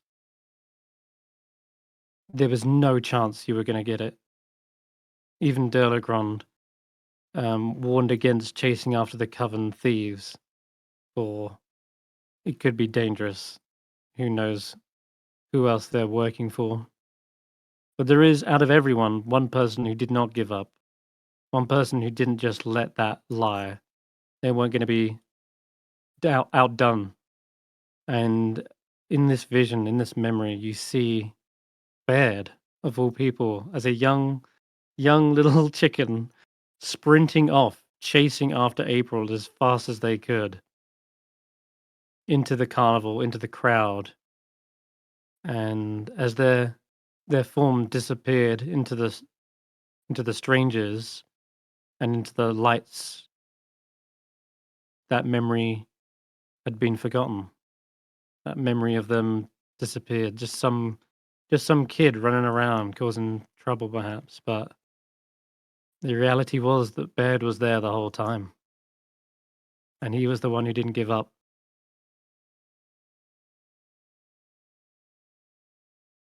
I'll roll over and I'll And hit do you Ulric. remember this?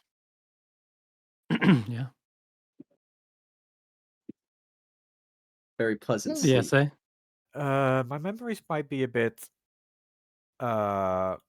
clouded because it's such a long time ago, but I recall I Yeah. also attempted to hinder April at the time.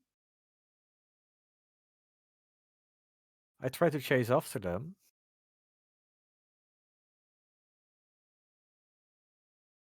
I can't remember. It's been so long. But I can't remember either. what's important for this? I do strongly remember casting Hex on April because I was done with the Hourglass Coven.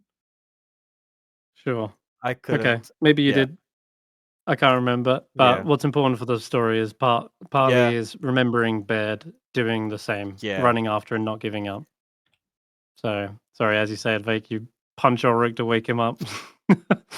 No, I just roll over and I hit Ulric. Mm-hmm. Oh, okay. Ooh. But unlike Yeah. last time where it was a restless sleeping punch, it's a good punch. Oh, gotta wake up. Yeah. And maybe that helps him remember because I rolled higher than him. Right. All right.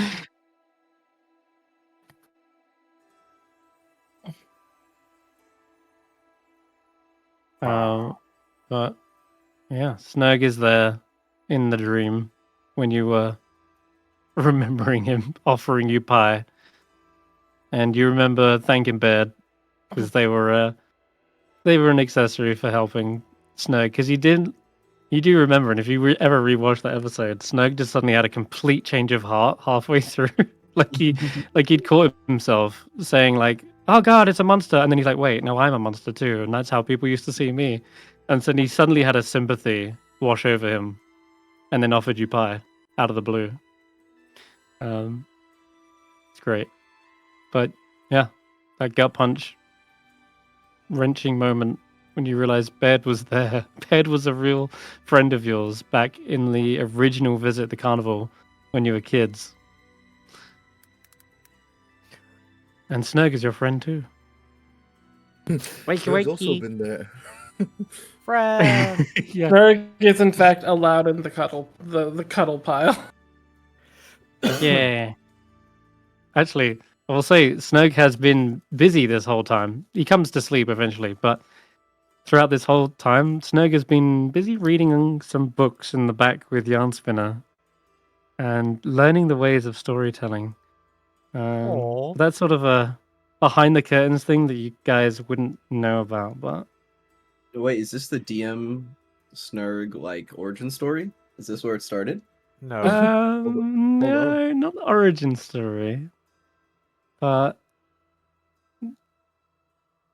during by candlelight, as he's reading away, you might be learning about the secrets of how, like, the magic behind storytelling and a specific book itself that lies within the piles here.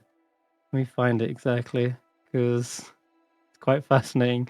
And it's something the pie would never really discover, but I'm going to say that Snug sees it and has this sort of moment of dramatic irony when he's reading it.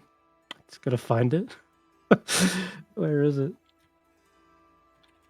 Jan Spinner's Fable books are kept in a secret area. Yes, he finds a book. It's called A Path Forward Within. Opening this, he finds a collection of drawings, each drawing depicting a person or creature, the most notable of which is an illustration of Yarnspinner. It's easy to recognize. Other drawings represent Vulgate, his translator, and several spiderlings, and a young boy, Will the Feywild. And so taken is Snug with these illustrations that he scribbles in his own portrait of himself in there and adds himself to the book. A little spiderling just like the others, but with a fun little loving smile on his face. And he understands that these books, they radiate with magic that's so ancient and unknown to modern wizards. A magic only known to Archfey. And, well,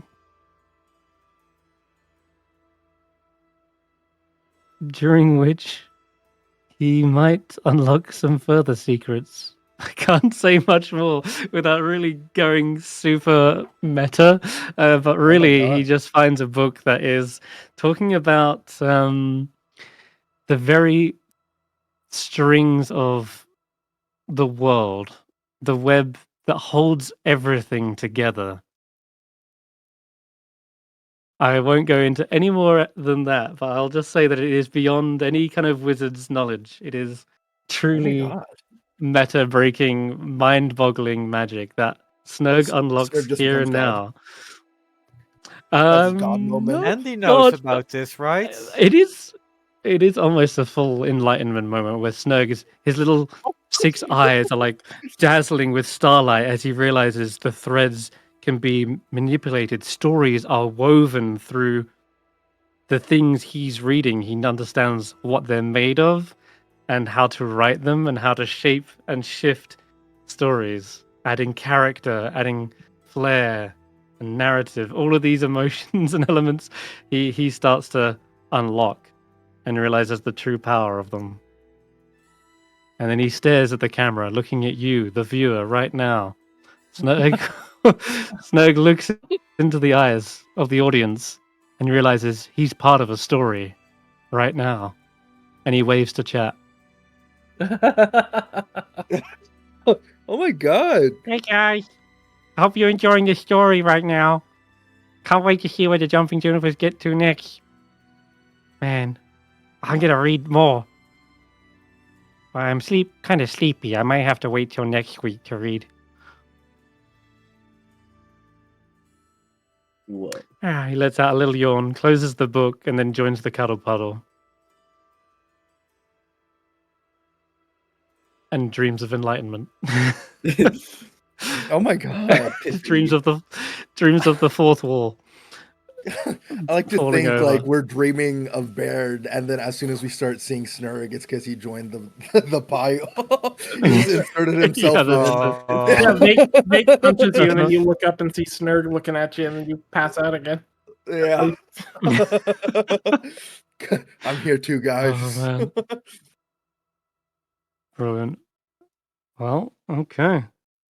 Yeah, I think should we end it there, and we can have Will and Red craft their story together with you guys next week. But I will say Jack returns by morning. He's gathered Will and Red and Squeamish, and they're all ready to reunite with Wendy and tell a different ending. Here's Big Red. There you go. So yeah, we will end up there, and yeah, thank you guys for playing. Thanks for watching, and brilliant storytelling on Gareth's part. Like I say, if you didn't have inspiration already, I'd give you one more. I'll tell you what, you can gift your inspiration. Wait. Could I use that second inspiration to reroll again for the nights? If you want for the night, no, that's gone. I'm saying that roll's been and gone. Sorry, man. Damn it. But you can. I'll tell you what. It's not gone to waste. You can give someone else your inspiration, so I can give you a new one. And anyone can Garreth of can have it. inspiration? No, I do not. Then I will give Barrett the inspiration. Ooh. Okay, there you go. They definitely added to the storytelling in that moment as well. So I think, yeah, that's fitting. All right, we'll end stream there. Bye bye for now. Bye bye.